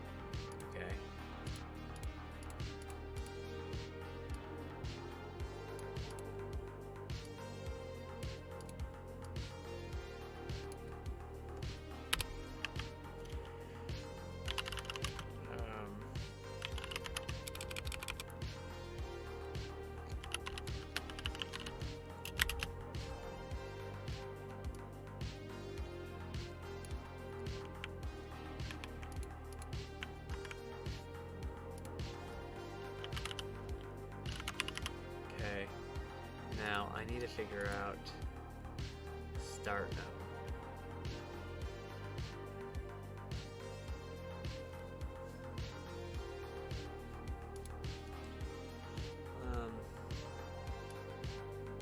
I can do this.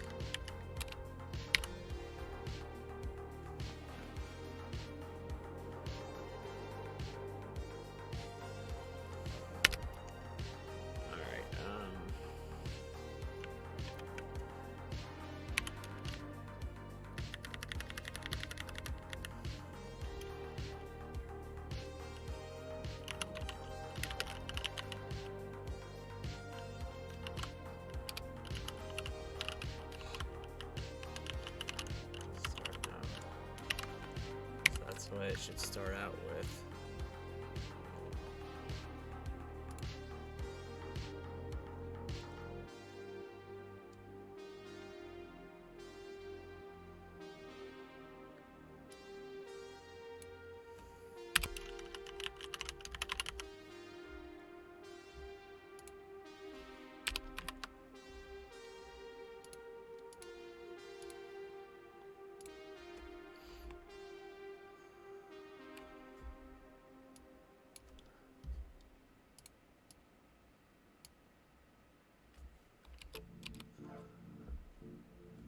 Okay, hold on. So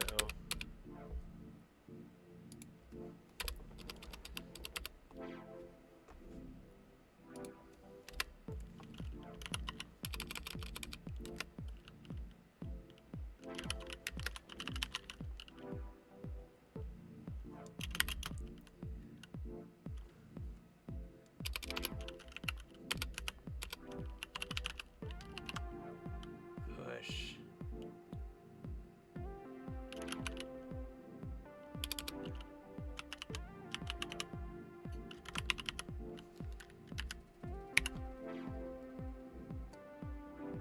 What are you talking about?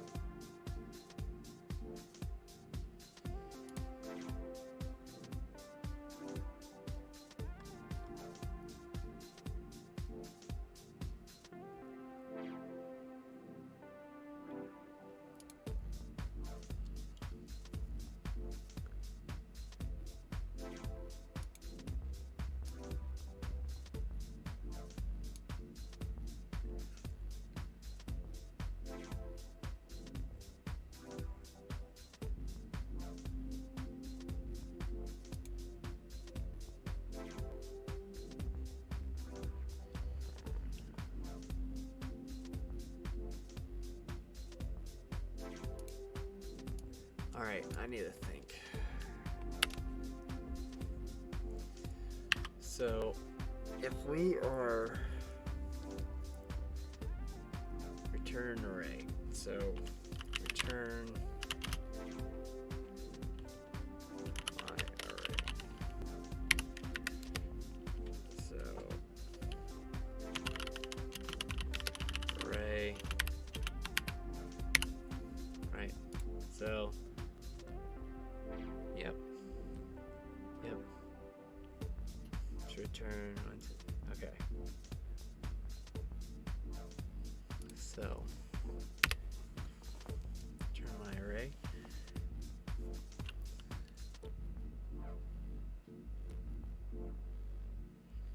So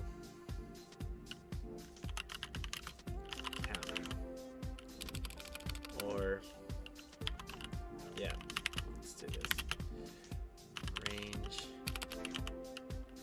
of numbers.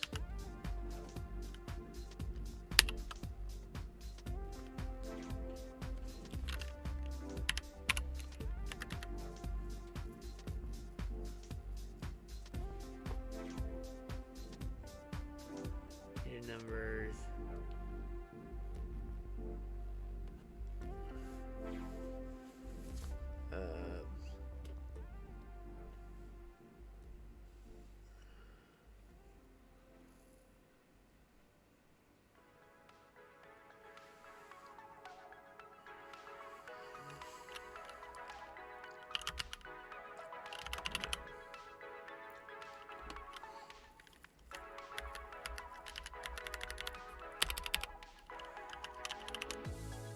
Start now. Okay. One.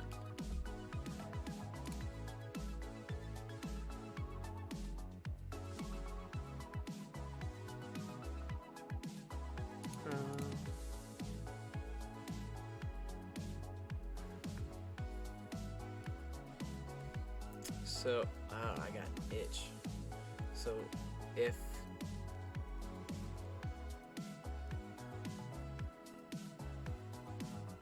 all right.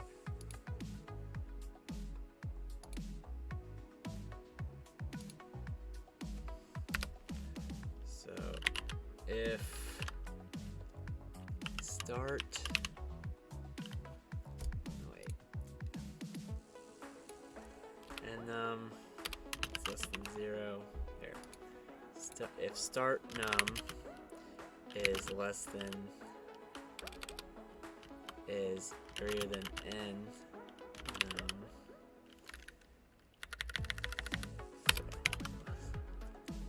Here we go.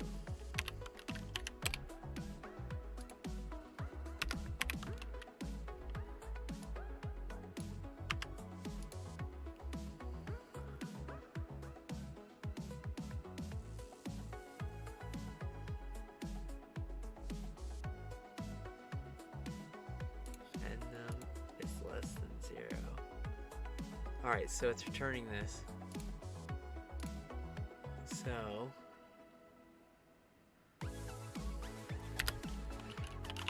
counter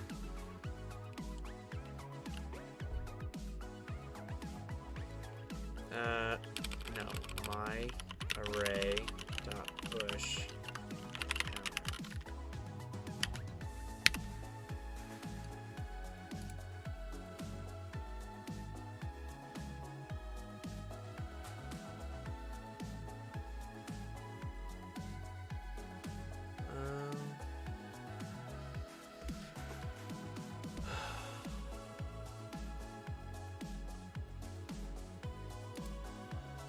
takes the start number.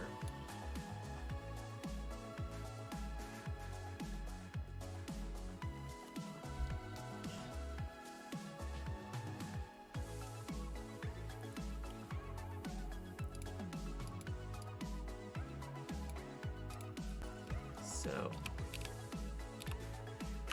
start num and then end num.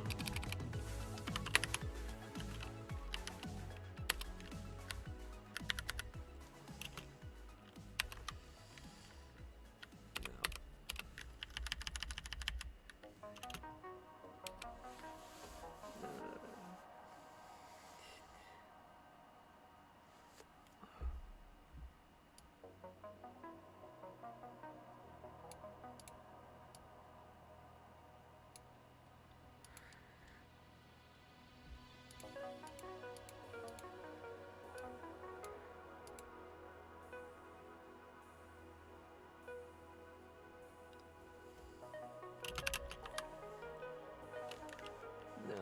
Oh, gosh dang it. So,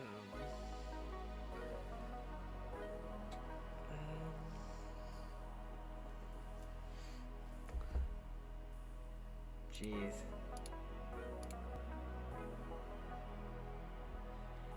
I'm running into a pickle, guys. This is the last problem.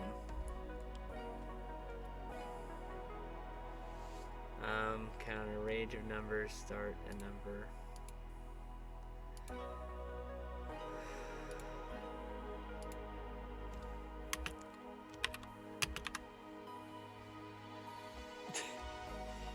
Crap.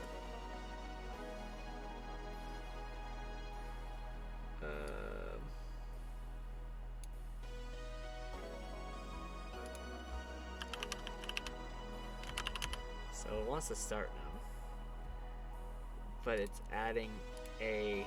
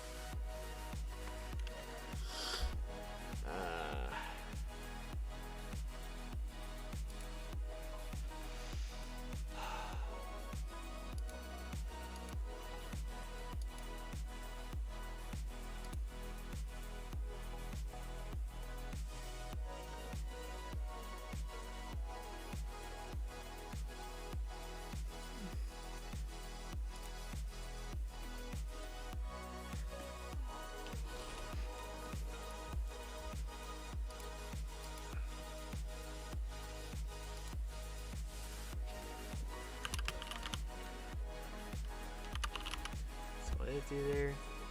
Put an object in, right? So put this, an object within an object within the, so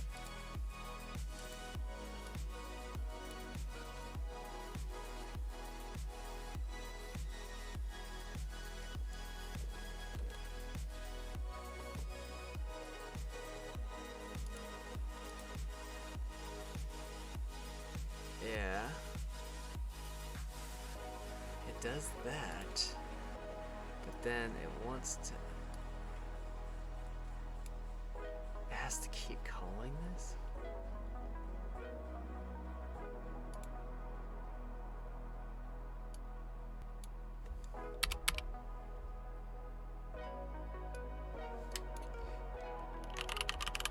Counter.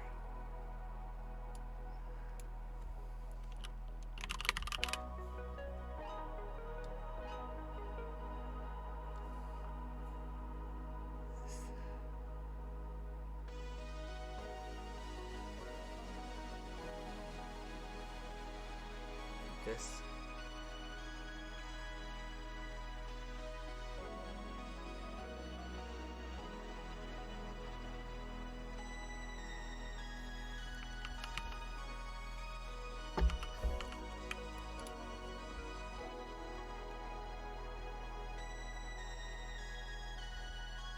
Okay.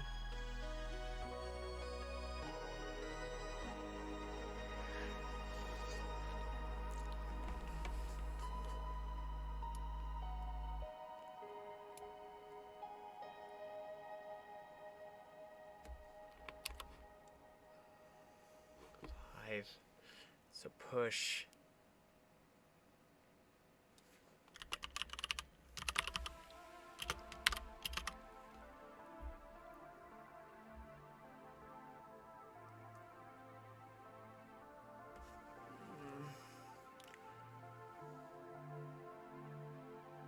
Oh no, oh my god. Plus. Okay.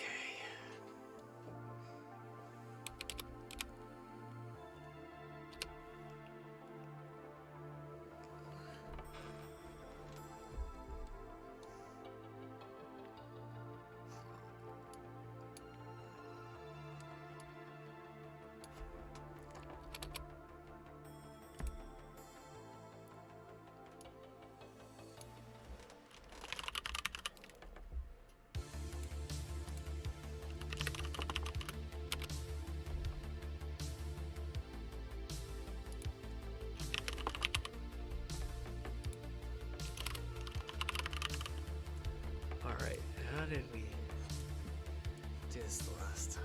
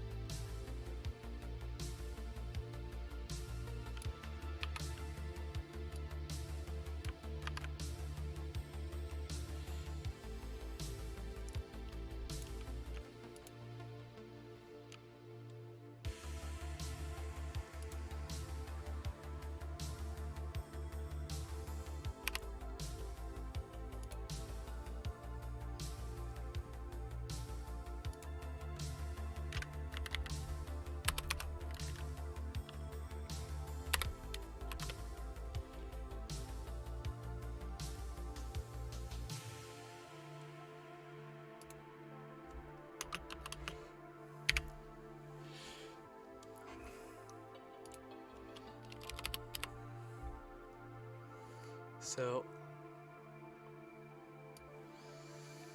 we did this.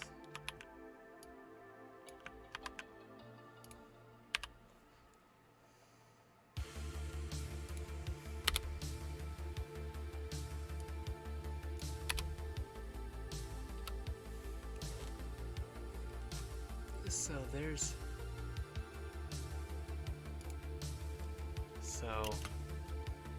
plus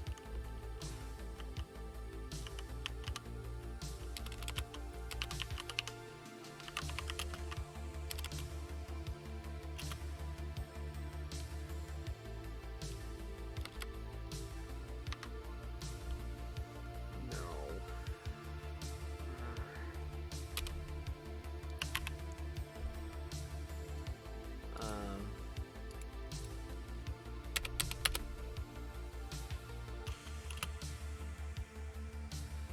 have to add.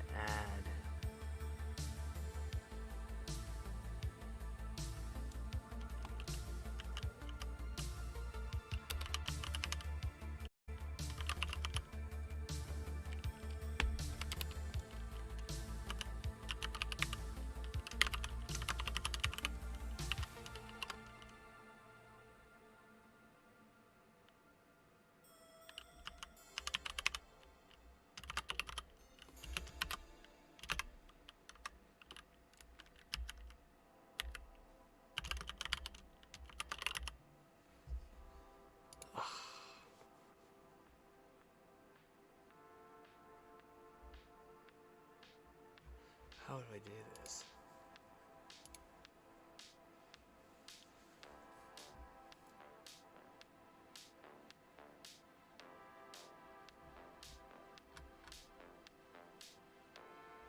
So how const numbers.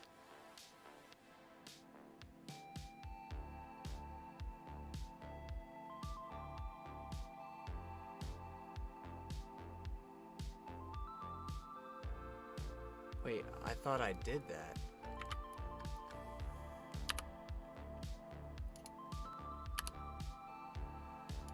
Yeah.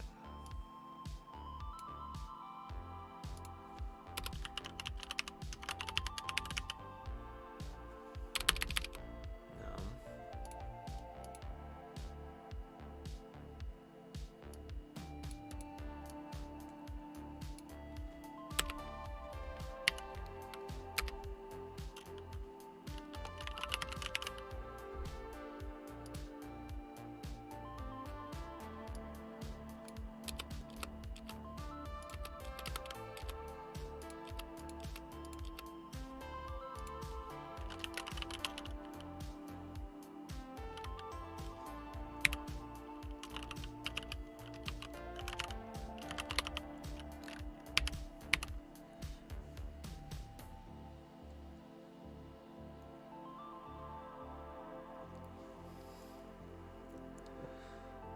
If the end number is less than the start number, 0, right?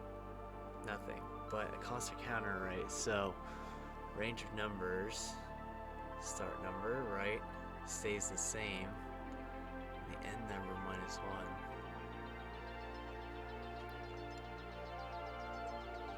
Now we're pushing that end number up. But if we did unshift, it would go from the start, from 10, 9,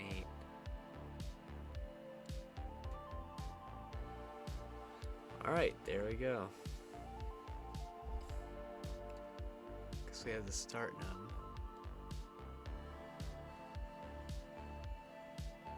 Okay. So, that was really hard, but we did it. So we have now broken. Hold on. So now we have broken, I believe. Yep, all basic JavaScript and now moved into ES6. And that's where we start next time. I surprised anyone is like still viewing this, but yeah, we ended up getting it, and I was really close each time. But yeah, after this long, I mean, oof, finally got it, and gosh, that's rough. So recursion is a hard pill to swallow if you're wanting to just pretty much man. Jeez. Alright, well, that's it. Thank you guys for sticking around. I know a lot of you would probably come to the end of this video to see where we were at on this, because, you know, some of you might not want to sit here the whole time, but that was